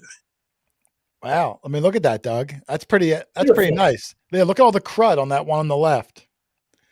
Let me see. I got some more. And because what material was that? Do you remember, Dave? Is that brass or copper? Yeah, this is a brass dandy button. The Okay. big colonial coat buttons. Yeah, those Right. big mama jamas. Let me see. I got a couple other ones. There's a nice infantry button. You can Infantry barely button. even see it's an infantry. You can barely make out the eye now that I'm looking Just for it. barely. But Yeah. yeah, Boy, did really, that clean up nice. yeah, that one's really nice. All the sheen. You even got some shine back on it. I wouldn't even have thought that was the same button. Yeah, that's brass brush and soap and water. Wow. Let me see what else he's got here. This one, this is I got to make this big. This is mind blowing. Is this a Tomback button, Dave? Yeah, it's a Tomback button, designed Tomback. That's amazing. It doesn't even look like it's Tomback on the left, Doug. It almost looks like it's copper. And then look at that, almost a mirror finish on that one on the right. Wow. Now, Tomback does clean up good if it's a good Tomback with a good tin alloy. Sometimes they look like a silver coin when you dig them, but that one on the left, I don't even notice those lines in the center. Those vertical lines, you don't even see them on there. And then look at that incredible difference on this one. Yeah, and that's the brass brush and dish soap and water. That's my go-to method cleaning buttons. So just those soft brass brushes, even on Tomback. Are you going, Dave? Just so I can really hold on. Let me remove this and come back over with the brass brush, just to be super anal about this. Yeah. Do you go and is this like a circular motion? Or are you going back and forth? Like I just go side to side. Really, and just real gentle with soapy water. Yeah, it doesn't damage any. I don't see any damage. I think it improves them. No, I mean look at that on the right, Doug. That's fantastic. You would think it would scratch, but obviously it doesn't scratch. Well, like you said, that the brass bristles on those soft brushes, if it's the same material, it's like trying to scratch a diamond with a diamond, I guess, because it's the same material. But I want to tell people that if you're going to go shopping for a brass brush, just take a magnet, put it in your pocket, and when you get to the store, just put the magnet to the bristles. If it sticks, then it's a Chinese. I guess the Chinese have been plating the steel brushes. So it looks like a brass brush, but it's not. Right, it's a good idea. Oh, good thinking. So some of those brass brushes might not be real brass. Yeah, so like the dollar store one, sometimes, you think you're buying a brass brush, but you're really buying a steel brush. That's plated. Good thought there. So yeah, bring that magnet with you. You can even just pick up a magnet from the other side of the dollar store, Doug. Yeah, there you go. If it's a real Chinese magnet. I got a list started now for my shopping at the dollar store. Listen, you got a list, but everything's a dollar or two. I mean, come on. Snacks on there. Who can complain about that? Oh, let me bring this in because I got a few more really dramatic ones here, I believe. Let me see what I got next. Now this one we've never found. Is that a script A button? Yeah, that's a War 1812 script artillery 2nd Regiment. Wow. Now what's that made out of, Dave? That's brass. Okay. Now I know a lot of the really old buttons are made out of pewter. What's your technique for cleaning pewter? Because that's a tricky substance. Well, pewter, I use a regular toothbrush and soap and water. But some of the pewter buttons are pretty stable, so if they're a little bit more stubborn, I'll use the brass brush on a pewter. Really, it doesn't. I just go real lightly, just drag it across, and and a lot of pewter buttons, they start flaking like around the edges when you take them out. I guess exposed to the air, they start flaking. So once the button's clean and dry, you want to seal it. I'll mix like 50-50 water and Elmer's glue, white Elmer's glue. Make a little mix up and paint, brush it on there, give it a couple coats. So after you're done cleaning, you do a 50-50 mix of Elmer's glue and water and as a sealant? Yeah, you brush it on, it'll stop it from flaking. Wow. Oh, I never heard that. Another Dollar Tree. Doug, add it to the Dollar Tree list. Elmer's glue. And also, like if you dig a pewter button, get it in the container and put dirt in it. Cover it with the same dirt that you dug out of the hole, just to keep it moist. Because if it starts drying out and bumping around in your container, you're gonna have flakes. It's gonna start falling apart in your box.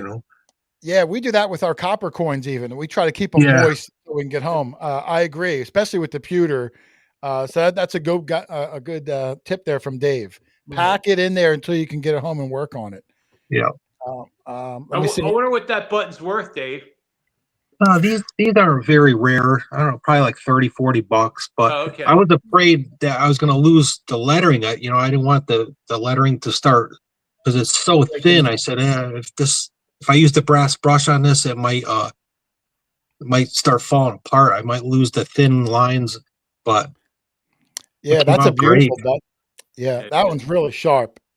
And the 2 is what, 2nd Regiment? Yeah. Yeah, that's a nice one. We don't get them this far down south. No. But up there they do. Let me see what else we got. Well, this was dug in Connecticut. I went to upstate New York, and me and a couple buddies, Brian Doust and Charlie Grimshaw, we stumbled onto a War 1812 camp on private property that we had permission to be on. It was amazing. Yeah, if you get on the right spot, yeah. Oh my God. When we were up in New York with Riley, remember Riley got a script eye War of 1812 button. It was beautiful. Yeah, sometimes you get lucky. Doug, Yeah, even like even you know what this is, Doug, right? Yes. I'll do a full screen on this one. Now this one, now Dave is almost known in the metal detecting world for finding GW buttons. How many do you have in total, Dave? 14. 14 GW buttons. That's insane. And he's got a lot of different ones too, but this particular one, I don't even know what GWI number this is. Yeah, I don't know the variety, but that was my very first one. Really? This is your first one? Yeah. Now, were you nervous about going at and cleaning your first GW button, knowing how rare and valuable they are, or did it just the same as anything else? You just did your thing. No, I was nervous, but I decided to use just a soft toothbrush and soap and water, and that's what it looks like. That's great. Now, does this have a shank on the back? I didn't get a picture of the back. Oh yeah, it's got a full shank, stand-up shank. That's incredible. Look at that, Doug. It's still got some silver plating on it too. You can see. Right. I got a lot of questions. Does Dave need a digging buddy? Let me see what else he's got. Now this is the one I used in the thumbnail too, Doug. I took it down. Let me bring this up full screen. I use this one I thought was the most dramatic one. Yeah. You would almost think that Dave got like a gold tip pen and colored in the eagle, but I know he didn't. That's just how well this one happened to come out of the ground. The same technique, Dave, on this, because this just looks incredible. Yeah, I wet it under the tap water. I put a few drops of dish soap on it, and I got the brass brush out, and I just started gently scrubbing it back and forth, side to side. And it revealed all the gold gilt still stuck in the eagle's feathers and the star. Everywhere. I mean, that's just fantastic. I've never seen one so nice before. Whoops. I mean, that's like some people are so afraid to clean something. They're like, oh my God, don't touch it, leave it alone. It's like, I don't know. I just don't understand why people feel that way when you can improve the appearance of it. Well, with that being said, Dave, I got to ask my next question here is, have you ever had an issue where you went to do it and do your cleaning method and something did go wrong? And for whatever reason, it did come out worse. Like, have you been 100% successful, or are there times where it should have worked, but didn't? And you got upset? Well, I just sent you some pictures in Facebook. I don't know how fast you can transfer. I can get them up. I can get them up in about 3 minutes while you're talking. Well, my chain set, my 1793 chain set with the Mera dot reverse, which is the rare reverse. Oh, I actually have a picture already. Hold on, I didn't get to that section. Yeah, that was the only coin I was ever afraid to clean. I didn't touch it. I just used a soft toothbrush and got the dirt off, and I just left it.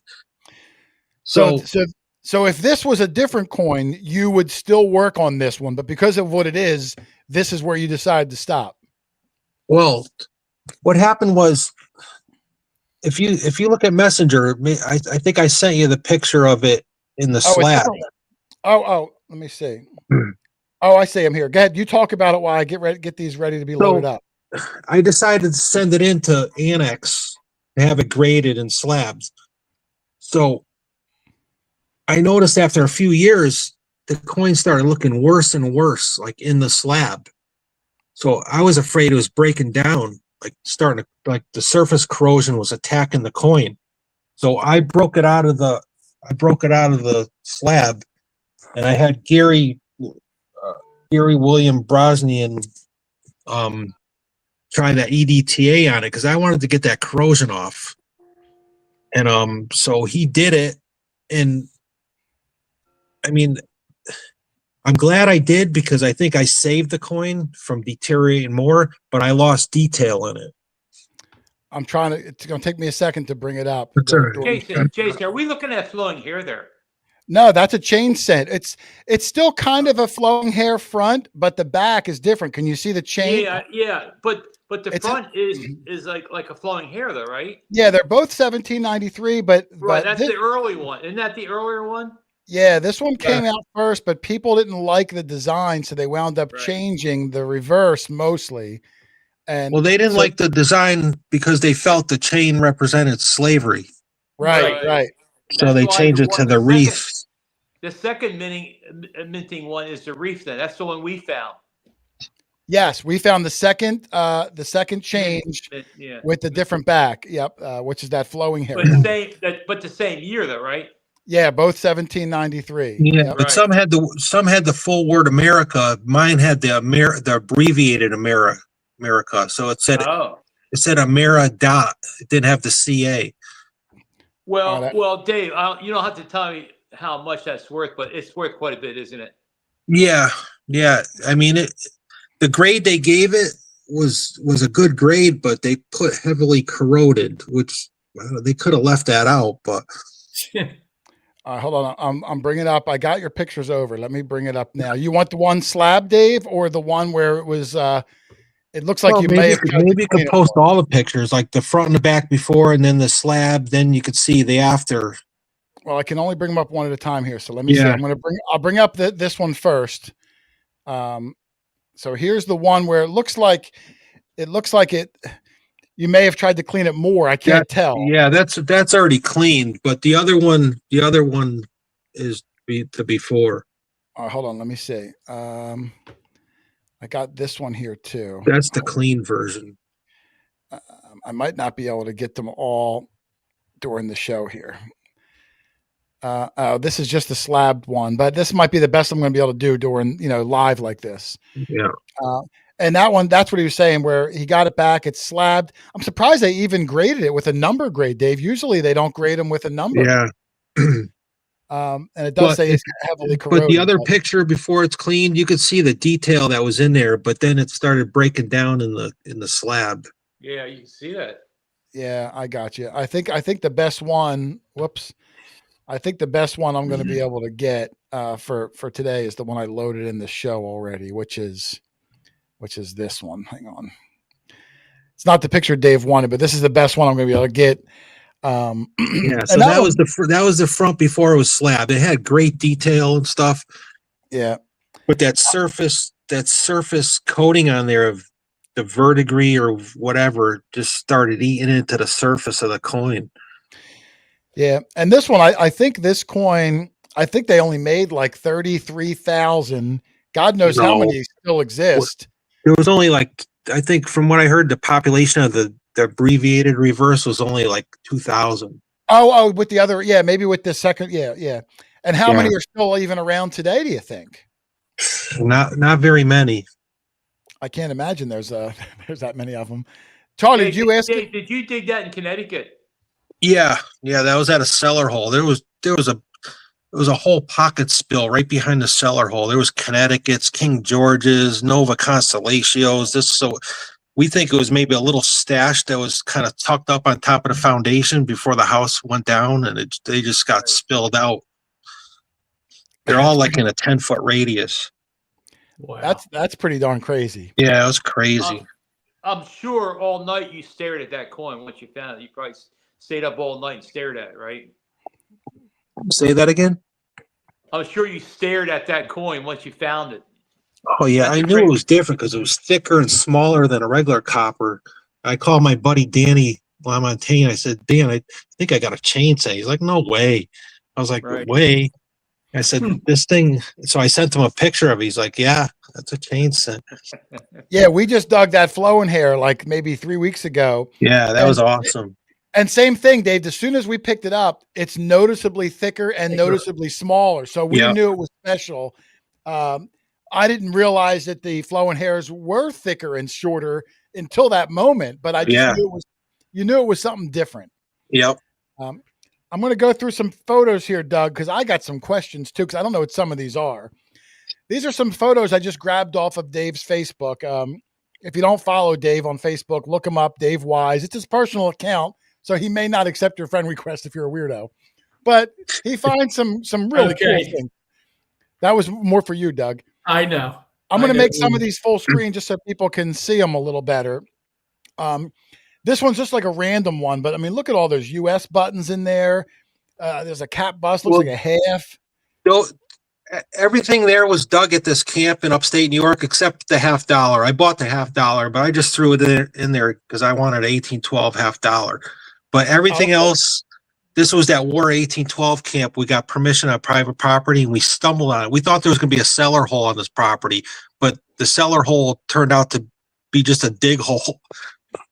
Wow. But it was just dumb luck. We started swinging on the way to the cellar hole, and Brian hit a button. It was a plain button. Then we slowed down, and then we just then he got an script infantry button. Then we put our backpacks down and just started focusing on this area. It was just 3 solid days of buttons. I think we dug like 500 buttons between the 3 of us. Wow. And these are some crazy good buttons too. These are nice buttons too. What's this one here, Dave? I see a couple of these RRs over here. What's this? Well, the RRs those are brass regimental rifleman buttons, but the other ones are pewter, and they all held up well because it was a cedar grove. It wasn't like an oak tree or maple tree forest, so the soil was kind of loose and like because cedar needles. They don't hold moisture in the ground when they fall, like oak leaves that break down. Like the soil was loose, so it was just great ground conditions. I mean, the pewter button just came out amazing. Charlie, you dug one of those U.S. pewter buttons earlier this year.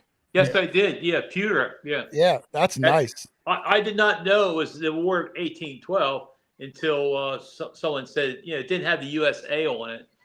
It wasn't the Rev War USA, but it was yep. Let me see. I got some really good fixed pictures. Hey, Dave. Yes. Dave, can you see this? Let me hold on. Doug.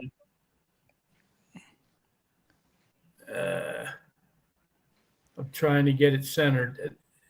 That's my 1818 cap bust half. Nice. That's awesome. It came out of the ground beautiful. The back is every bit as nice, but there's that tarnish on it. Now you suggest that maybe I should take that tarnish off? It's up to you. That's up to you. Like I would take the Tarnex and dip the Q-tip in there and touch that spot. Okay. All right. Just that spot. But that's on your own. I'm not saying do it. It's at your own risk, but test it with a Merc dime first, Doug. Test it with a Merc dime. I've got plenty of those with. Test it on one of those 1,000 silver spoons we dug this year. But let me tell you, the Tarnex will kind of, once you put the Tarnex on that silver, it kind of gives it like it's hard to describe it. Almost like a chalky silver color. Oh, so really? You got to get that chalkiness off. So you ever see those jewelers polishing cloths? They're kind of, they sell them at jewelry stores. Right. It's a cloth. It's got like a rouge in it.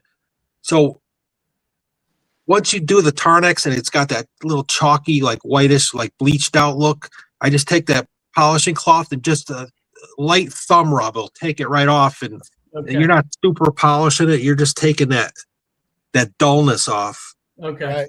Yeah. You don't have to do that, but there's a question. Let me get some of the questions before I go on, Dave. Lexadawn 89 said, do you let the coins air dry after the peroxide, or do you rinse it? We might have covered it earlier, but she may have come late. No, I just pat them dry with a towel. All right, just pat them dry with a towel. So he does not rinse Yeah. it at all. Now, I think you did say sometimes you'll use a baking soda solution first just to neutralize the peroxide. Oh, no, that was with the vinegar. That was with the Yeah, vinegar. no, it's the vinegar. My bad. My bad. Yeah, Go back and watch it earlier. I don't want to misquote Dave. I don't want to misquote him. Let me see. He's got some other. This one I don't even know what this is, Doug. I'm going to make this large. I have no. Is this a token, Dave? Is this a coin? I have no clue what this is. Yeah. That's a British condor token. Oh no. That's, I don't know how you got. It says it's George Washington. No, this is a George Washington. I don't know how'd you get this picture. I bought this coin. Oh, I just grabbed it off your website, off your Facebook Yeah, no, page. that Well, I bought because I love even George Washington stuff. So that was a purchase. Yeah, Well, even if you purchased it, what is it? I've never seen it before. it's a George Washington token. It's from, I think, 1790 something. Or is there a back? I think I might have a back. Hold on, let me. I don't have them in order. The pictures I tried to randomize them. Let me see if this is the back here, because later on, is this the back here, Dave, or is this a different thing? Because I wasn't familiar with this either. No, that's a different coin. That was a purchase too. That's Even a Washington cent. Yeah. Just some of these are just weird. I've never seen them before. So whether because I know Dave does buy a lot of things for his collection. He buys a lot of like sterling silver shoe buckles and knee buckles, and whether you dug it or not, it's still nice to just share these things that could possibly be found somewhere. Yeah, this is a 1791 Washington cent. I guess these were made in Birmingham, England or something. And it's got a lettered edge, but the other side of the face is wiped out. I don't know if it was done on purpose. I gotcha. It's like they got ground off. It's just a plain face. Well, let me go back to my beginning and I'll run through them, because like I said, I tried to randomize some of the pictures that we're going to see, so it doesn't. So this was that Washington. I didn't know what that was. So this is some sort of an old token. What year is this from, Dave? That looks like an old Washington. I think it's about the same year, 1790 something. I forget. I got so much stuff, Jason. I know you do. And I appreciate when you put pictures up. Oh, and listen, it's almost 9 o'clock.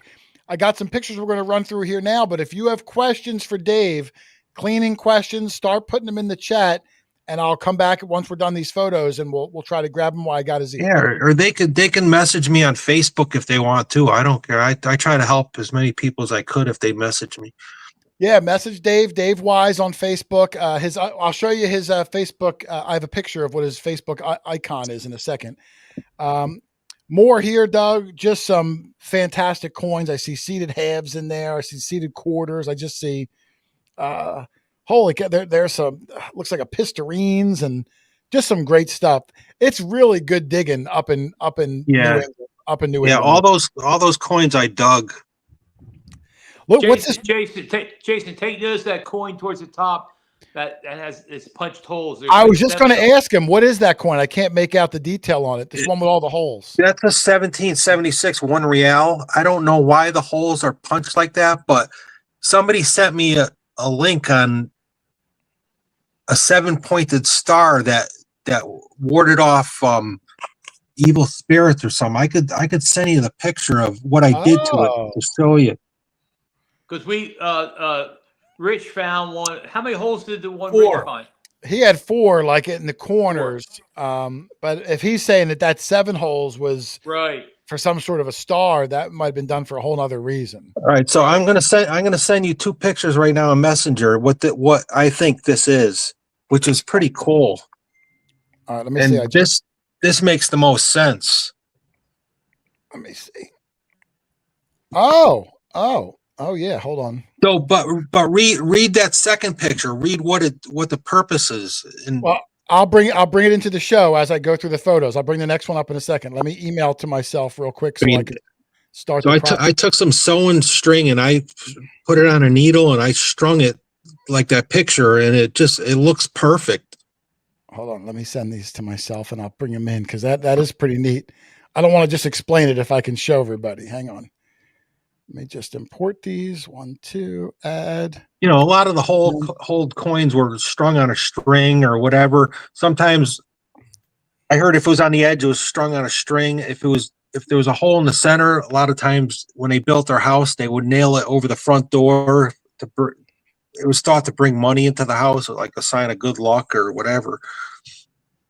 And then, like sometimes the double hold coins, they were used as whizzers, put on a string, and Yeah, we found a lot of those. yeah. I mean, some were notched on the edge, like like a saw tooth, but even without the edge cut like that, like a saw blade, they still made a sound. Let me see. I'm sending this to myself now. Let me go through the next photo while I'm waiting for these pictures so I can share them with everybody. I'll come back to this one. Let me see what I got next here. Doug, you know what this one is? We found a couple of these, although this one's in really nice shape. Wow. Refresh my memory. Well, it's a Nova Constellatio. No, that's not a Nova. That's not a Nova? No. What is, then I don't even know. What is that? You got the next picture? I do. It's probably not in the same order, so you'll have to tell us. That's a landscape Vermont copper coin, a Vermontensium they're called.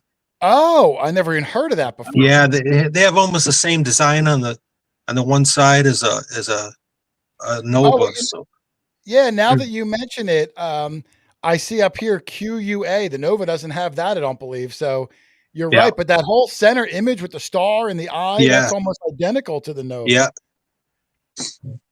Wow. And this was the Doug coin, Dave? Yeah. Wow. All right, let me see. Oh, you know what, Doug? Hang on a second. Let me bring this up real fast. Hold on. We got to start looking for cellar holes. Let me import this. There's 2 of them here. I'm gonna have to go one at a time. So hang on. Let me remove this. Hey, you know what? My battery power is at like 5%. Plug it in. Plug it in. It's in his car. I can't plug it in. I gotta rest it on this base, so I put the base up to the back of it. All right, let's see. So we may lose Dave. Let me bring in this picture real quick so I can show what he was talking about. If you remember the coin, Doug, I can't bring in the coin on top of it, but if you remember the 7 holes, right. I guess Dave was insinuating that if you line those holes up, I'll see if I can I'll let people read that. That's as big as I can make it. But it says a 7-pointed star is called a heptagram or septagram, a geometric shape formed by connecting 7 points to create a star-like figure, often used in various cultures as a symbol of mystical or spiritual meanings. Right. So you think your coin may have been turned, Dave, into something like that? That's what the meaning of the holes was?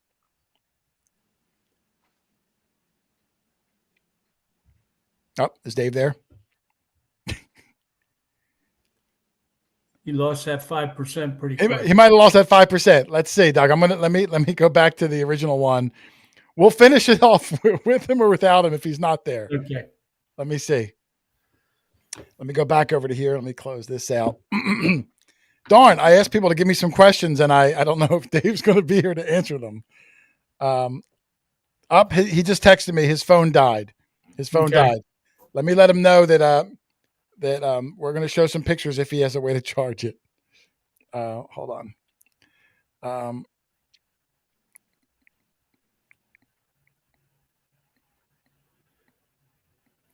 Well, I, for one, am going to have to go and watch this whole program again as I clean some of my coins. I know, Doug. Listen. Just to make sure I'm doing, what might help it rather than hurt it. Yeah. Well, you know what, Doug? The same thing what Jason said. Do your the coins that are like dimes first. Right. Yeah, your practice. Pennies. Try your cheaper coins first. Yeah. Yeah, practice with it. I'll see if Dave comes back in. He's at 0%. So we'll see if he. Sometimes you can't connect if you're at 0%, even though he can still message me, or he could be messaging me on his computer. So I'll see if he comes in. His port is damaged, so he might not be able to come back in. Okay. But I'll go through some of the photos. just some more incredible things here that he's disappointed. He was having a good time. He told me he was really nervous. Dave is not someone who's as like flamboyant as we might be, Doug. And when I asked him to come on, like it's not necessarily his thing. Yeah. And I was really, honored that he even said he would. And man, he did great. You can't always help if there's technical problems, but yeah. Well, I think we should have him on again. We'll know what to do prior and yes, be able to keep him on longer. But we've had so many comments in the videos of how do you clean this coin? How do you clean that? This is what we've been waiting for Dave, a professional, in my opinion, who can clean just about anything or know whether or not to even attempt to clean it. Basically. Yeah, Teresa put a link to Dave's Facebook. It looks like this. It's in the chat. Yep. And this button that I have up on the screen is Dave's Facebook page avatar. So if you go to Facebook and look up Dave Wise, if you don't click on Teresa's link, if you just Google Dave Wise, this is his image. It's this button right there. And, you'll know it's Dave because he's just got hundreds and hundreds of photos over the years. He does have someone asked me if Dave has a YouTube channel. He does have a YouTube channel. He hasn't posted a YouTube video in several years. So I don't know if he still does the YouTube actively, but it was called, Teresa posted a link earlier. It was called Heavy Metal something. Teresa, help me out if you remember. Dave used to have real long hair, and I used to have real long hair, although I didn't know Dave when we had long hair. I used to have hair. Yeah, that's when did you have hair?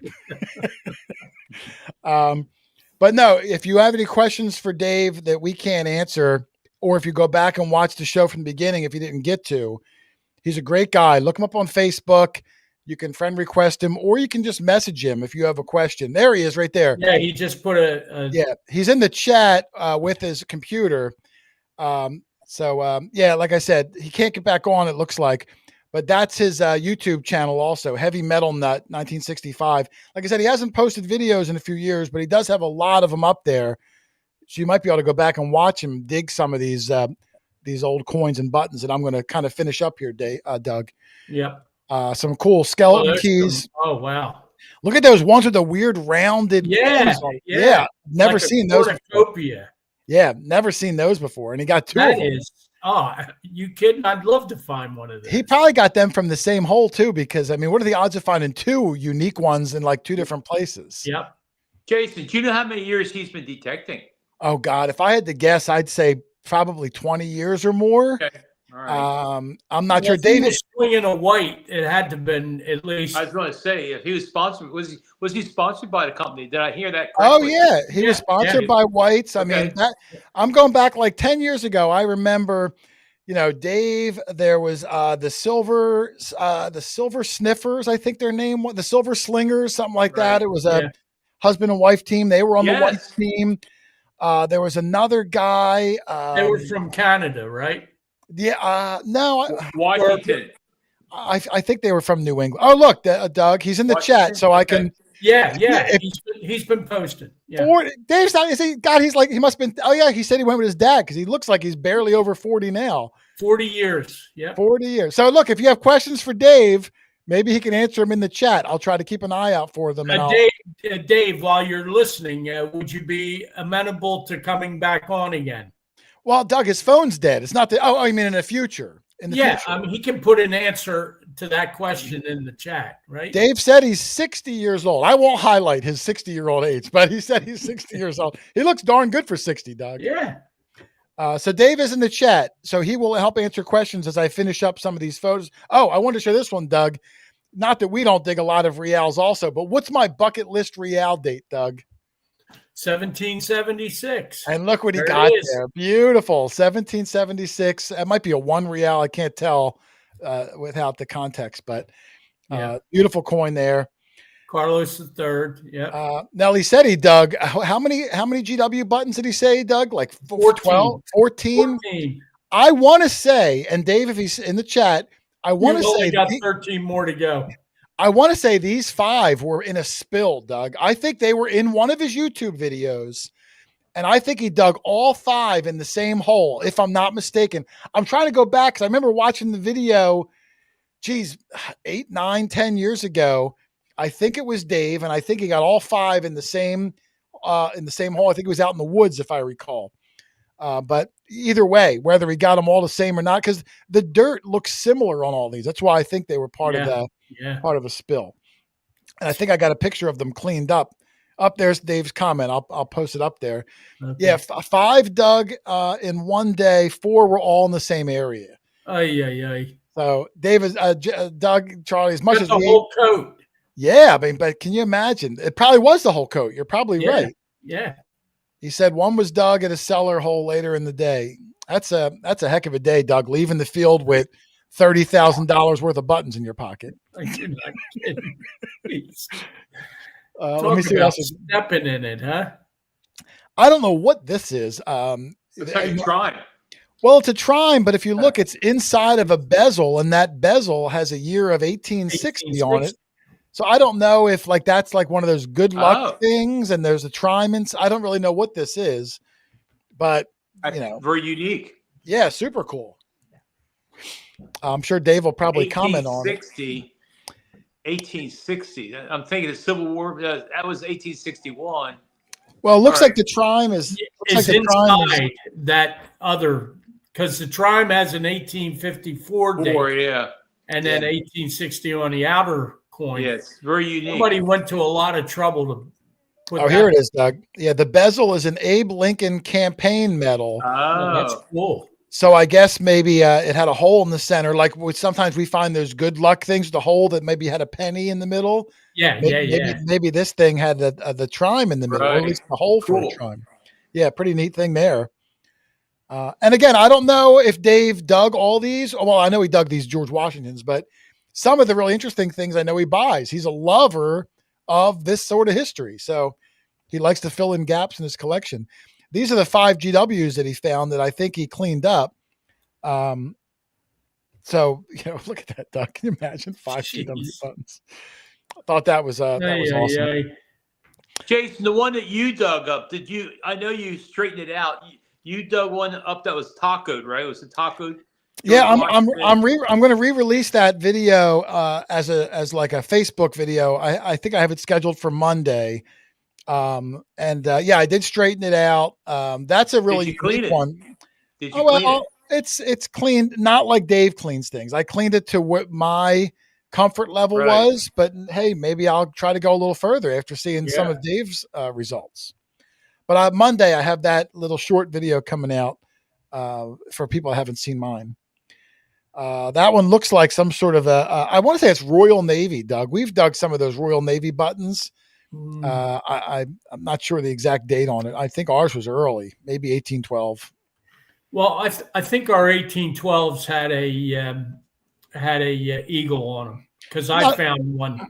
Well, not all of them, but some of them. Well, yeah. There's another 1812 cap bust half. That might have been the one he had in the picture of all his cap bust buttons. That coin there eludes me. It's like Doug's flying eagle. Yeah, the cap bust. Find that coin. I mean, at my permissions that I have, they have been found, but I cannot find one. Hey, Charlie. Yes. I've got an 1818 cap bust, $50. Did I ever tell you that? Yes, you have. Charlie, tell Doug how many flying eagles you have, Charlie. Yeah, I know. Let me see what else he's got here. But I was surprised. Like Rich found two. Rich found 2 within a week. Yeah, you never know. And you were there. It just luck of the draw. Yeah. Yep. Look at that, some nice selection of coppers, Doug. I see Connecticut's in there. I see a beautiful New Jersey copper. I see Drape Bus. I see. Looks like there's a KG1 down there. Looks like there's a Hibernia. And they're all. But look at the condition on them all. Like that's after Dave's cleaning them. Like they don't even look like they're dug coins. Most of them. Nope. No. And I'm impressed. I'm very impressed. Like you said, room temperature peroxide seems to be the key. And the proof is in the pudding. I'm not some people will tell you what they use, but they don't really show it. You're just kind of taking their word for it. But Right. you can go back and look at Dave's Facebook going back, 10 years or more, and the proof is in the pudding. And that's why I really think the guy knows what he's talking about. So I'm going to try it myself in the next couple of days. This is that one I showed earlier. He said it was a George Washington token or something, I think he said. Never saw that thing before. No, that's interesting. Wow. A lot of belt plates and box plates and different things. He just texted me a picture. I'm going to see. More of those pewter buttons, the RR buttons, all his 1812 stuff. Another War of 1812. I think it's a War of 1812 button. It's got the British crown on it. So Second Regiment. Yeah, really nice. I wonder if this is the other side of that George Washington token he was asking about. I'm not sure. Wow. But never seen that thing before either. Just crazy stuff. And let me see. I think I got a couple. There's his flow in here. Let me see where I'm at in my list. His chain scent. There's a Liberty cap. Liberty cap. Yeah. There's some of his buttons. I mean, I see a bunch of GWs. I'll make it big for a second. Jason, how many Liberty caps do you have? I've got 19 Liberty caps, which I'm not trying to flex. I get lucky with that coin. But I got 19 of them, halves and whole cents. And you know what, Jason? I'd love to see you clean a couple of them up. Well, I will. And I have some that are beautiful as is that would look even better. And I have some that, I have nothing to lose. There's hardly anything here. I will try it. But I mean, look at some of those in there, Doug. All sorts of GW buttons and the circle script one, big dandies. That's a heck of a collection. And they all look great. You wouldn't even think they were Doug. Yeah. Let me see what we got here. I'm almost done here. Another one. I think that's another War of 1812. I think. I've never dug that button. 1812 classic head. I'm trying to watch the chat for Dave's messages. Yeah. New Jersey and PA Liberty caps are found. Hold on. I don't want to go too far in this. Let me stop this. Well, I'll go back. So I wanted to comment on that one. Let me bring up his. He said that one was a Phoenix button. Oh, he said we find more Liberty caps because we're closer to the mint. Might be right. Be right. Yeah. They find more pine tree shillings up north because I guess they were made up there. So yeah, it could be. But for whatever reason, Dave, I've been blessed where that Liberty cap, for some reason, I find a lot of them, but I don't find the flowing hairs that Matt finds. And you know what else, Jason? We find a lot of what am I trying to say? The not the Liberty cap, the other one that we find a lot of Drake bus. Flying eagles. We find a lot of flying eagles. But we find Drake bus. We find a lot of Drake bus. We find a lot of George II too.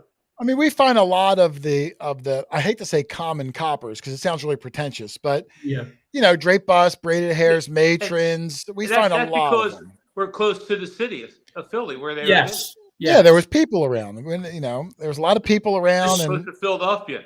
Yeah, these I don't know if these are luggage tags or railroad tags but really neat. I think I got like 3 or 4 more. Oh, wow, artillery. Doug, you found one like this before, and I think yours had a stack of cannonballs on the button too. Yes. But look how he brought the gilt back out of the center. I'm sure he cleaned that, and that's amazing. Oh, we said the last one were railroad tags, which are, we find some of them. Luggage. Again, is George Washington button. We found some of these too. I think they're William Henry Harrison buttons, aren't they, Doug? Wasn't he born in a log cabin? And yes, yeah. I tried to cut 2 of them, didn't we? You've got one, and Rich found one. Yeah, I don't remember exactly how many, but I know we didn't get any of the gilt to come back out again. So, well, maybe try one of Dave's. That's what I'm saying. That's what I'm saying. Yeah, Dave in the chat, he said to Harrison. Yep. I know what was found up at Digstock was there with a few of our friends. Yeah, it's a beautiful button. But It's a beautiful button. And then I think one last one, which is just one of my favorite pictures that I've seen on his Facebook. I'll put it full screen for a second. Just three absolutely gorgeous George Washington buttons. And, listen, that one, sometimes a picture, the way you get the lighting just really can make or break a photo. And just this one, I just love it. I love the way the light bounces off. So this is one of my favorite ones. Just absolutely love the George Washington buttons. And like I Dave, said, did you find the one that's in the middle there where it says long live the is that the type that you found? no, mine is a unique one where mine, when I looked it up in the Alberts book, it said there was only like 15 that existed.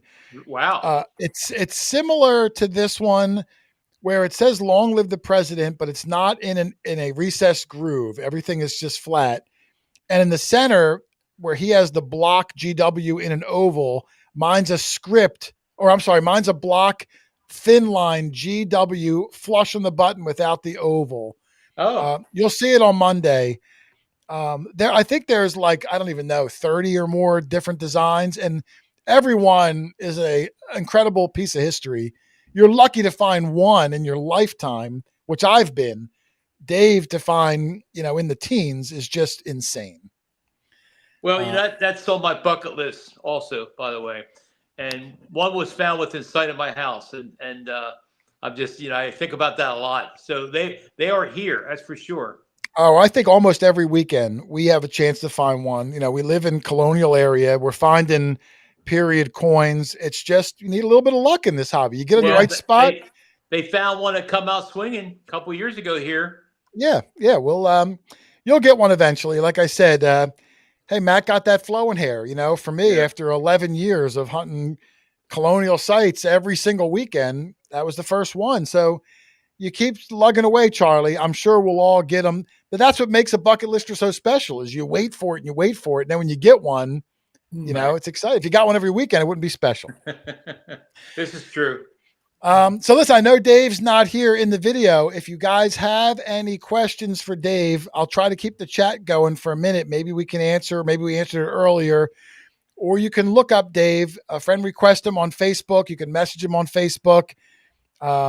Like I said, great guy, super helpful, nice to share his knowledge and years of experience. So, if he offered to help, consider it fortunate and give him a thank you. And check out his YouTube channel. Like I said, he hasn't posted in a while. Maybe we'll inspire him, Doug, to start it back up again. I remember watching that GW video where he pulled the half a dozen or so out of the ground, and it was super exciting. He just paid us a very high compliment. Oh, even you, Doug? Well, he put my name in with the. Oh, I see it. Oh, he's a good guy. Like I said, I mean, the fact that he came on, I was really honored that he even came on. He doesn't do a lot of shows, and hey, it seems like we kind of got the issue out of the way where he couldn't hear us, because after a while, like he seemed like he was hearing us pretty good. Yeah. So before the show started, it was a toss up. Well, when you do live, Charlie, we're lucky we haven't had more technical issues, because you don't always know. When you're live, things go wrong. But that's why I like the live format. I kind of like that, you don't know what's going to happen. There's a certain excitement to that. Charlie, you and I need to get better makeup artists. So, yeah. But incredible thing. So I do want to thank him again. Like I said, Dave Wise. And Dave, if you're still in there, I'm curious, do you still use the Whites machine? We all know Dave, Whites, when they went out of business, which whether you use the Whites machine or not, it was a huge devastating blow to the hobby, because you want to have competition. And Whites was a respected brand. Better. For decades, Whites was good. So I was bummed when Whites went out of business, but I know a lot of the Whites guys kind of converted over to other machines because it's harder to get parts for them every passing year. But I think Dave was like the last holdout. He loved them White's machine. Up there he is. Look, there it is, Doug. He still uses that MXT All Pro, which I believe is the one in this photo. So he's still using that White's machine. You can still get some new old stock parts if anything happens. People email me once in a while to try to find some of the batteries, and I have a few people I know that that have some parts and try to get lucky. I always got a Deus 1 and a Knox 800, but I guess he still prefers that White's MXT. So that must be a pretty darn good machine if he prefers that over the Deus. So, all right, Doug, I think we're going to wrap it up. It's been about 2 hours. Teresa, I want to thank you for helping out with the chat, putting all the links up. I really appreciate it. Everyone for showing up. Thank you for the questions. We'll have Dave on again. We'll do like a part 2. Nothing like leaving people hanging, Doug. As a YouTuber, that's good for business, right? Absolutely. Keeps But them salivating. Yeah, but if you missed some of it, if you go back and watch, Dave gave some really good advice for cleaning up some relics, your iron relics, your coppers, your pewters, your coins. Go back and watch it and give it a try. Pick something that you can risk and make sure you're comfortable with it. He's not saying to do it. He's just giving you the knowledge if you want to try it. We take no insurance where if you mess something up. We're just trying to give the options, and I'm showing what the possibilities are if you give it a shot. So I'd love to get up in Connecticut with him and hit some of those cellar holes. I'm sure he wants to take you to his prize spots. Yeah, I'll let him come do the Cobb Field. I'm sure he can't wait to bring you to his 12 GW button spot. If he's still watching, I got to ask him: has he ever found a gold coin? That eludes us. Oh, I don't know. Well, we'll ask him. Dave, if you have it in there while we're getting ready to wind the show down, have you ever found a gold coin? That is an elusive sucker. Yep. Not a gold ring. We found plenty of them, but gold coin. Yeah, gold coins are tough. Over time, eventually we will He said he wants to come down here. Oh, okay. Hey, Dave's always welcome. I'll talk to you about something off the air. There he is, Doug. No, never dug a gold coin yet. So I added the yet. He didn't say that, but I like to say yet. That way you always keep that door open. Yeah, keep the door open. Yep, keep the door open. Jason, that's one thing our Western friends tend to find. They find more gold coins than us. Do they? Colorado, places out that way from during the Indian Wars. Charlie, it's possible that we could have swung over gold coins over the years, but they just come up so poor that if you're doing a spot that has a lot of trash, you might not dig that signal. On our machine, it might come up like an 11, a 12, and you might just keep walking. Well, I think Rich will find one before the rest of us. Yeah. Because he digs every signal. Or Matt. Unless we're in a real good field where there's like low trash, then we dig everything. But I could have swung over an 11. It could have been a dollar gold coin, and I just heard it and kept walking. You're not going to find one if you don't dig those junky signals. And exactly. But I was told that the soldiers were paid with a dollar gold coin years ago out west there. Oh, you could be right. I'm not sure. Because I know I think King found a gold coin and a couple of his friends found gold coins out there. Okay, yeah. Crazy Digging here said gold coins are a solid tone. I would imagine they're solid if they're laying nice and flat. But if that's on edge or like slightly bowed in the ground, like I'm just picturing that's going to be like a bouncy, choppy low tone. But I don't know. I've never found one. But I think if you do hit a number that may be equal to a scrap of aluminum, if it's a round target, you're going to get a more clean sound. Where with the scrap aluminum with all the edges, you're going to get VDI numbers all over the place. So, if it sounds like aluminum, let that tone dictate whether to dig it or not. Yeah. If it sounds like aluminum, I'm going to dig it. But if it sounds like an iron blob, I might not. Right. So, all right, we're going to get ready to wind this up, Doug. I'm tired and I haven't had any dinner yet. Oh, and I'll give a shout out once more before Dave leaves. He's leaving for Virginia. He told me this weekend. He's digging with Trash. You know Trash, Doug. Trash, yep. So they're going down there digging this weekend. So, hey, Dave, you and Trash, best of luck. Trash also, great dude. Good luck. Hope you guys kill it down there. And hopefully that Whites machine's good in that tricky red Virginia dirt. I've never used a Whites on there. A lot of guys say that Virginia red dirt is tough. So it's all clay. It's pretty thick. Yeah, it's really mineralized. So they Yep. could be in the woods for all I know. You Yeah. know, But hey, I love what Trash makes with his silver stuff. yeah, Dave sent me a photo of I guess Trash made him a big, thick Mr. T silver chain. Thing looks like it's probably like 6 pounds of silver. Some of that stuff Trash makes is massive and meaty. Yeah, Yeah. right. I got to wear Trash's big silver chain at one of the events once. I remember that. That thing was heavy. I don't know how he wears that all day long, but Yeah. oh, Dave said no red dirt where he is. That's good. He must be in a different area. Okay. So, all right, Doug, we're going to close this out. I'll give you, let me move myself down here. I'll give you, Charlie and me the last word, and we'll get out of here. Okay. That means you go first, Doug. Oh, okay. Great show. It's very timely since, like I said, we've had so many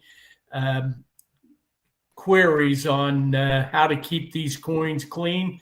And I think he answered a lot of those questions tonight. So glad we could get him on, and glad we could get the technical things worked out in the beginning. So, and Yeah, we for had sure. a nice crowd, 250 or thereabouts. Well, everyone wants to know how they clean it. That's what I said. We'll have them on again. I mean, when you see results like that, Doug. Oh, that speaks for itself. Yeah, I mean, it's hard not to want to give it a try because I probably have a mason jar full of coppers that look like that jersey on the left. And, I'm happy enough that I know what it is, but I sure would want it to look like that one on the right. You're not kidding. You're not kidding. Charlie, final words on the night, my friend. Well, yeah, I just looked at my coins the other night, and I have a lot of coins that I think I like to try cleaning up. Don't we all? The weather's getting colder here. Maybe over the winter, that's something I could do. Yeah. Yeah, give it a shot. I mean, look at that. I mean, come on. I know. I'm looking at that. It's great. Isn't it nice? I mean, I got a lot of coins like that. That's on the left side there. Listen, me too. So maybe over the winter I can play around with them. I could build a bridge from my house to Dave's with coins that look like that on the left. So, yeah. I just want a couple that look like the one on the right. Yeah. So, all right, awesome. And hey, I'm going to say, good luck to Dave and Trash. I hope you guys kill it down there. We'll have Dave come back on again. We'll do a part 2. Yep. And thank you, everybody, Teresa, Alicia in the chat, the moderators, and everybody for hanging out with us all night. But we're going to wind this one down, Doug. I'm tired. My throat's starting to go sore. Yeah, I think Teresa's still traveling. I don't know where she's at tonight, but I know she's still traveling across the United States there with Keith.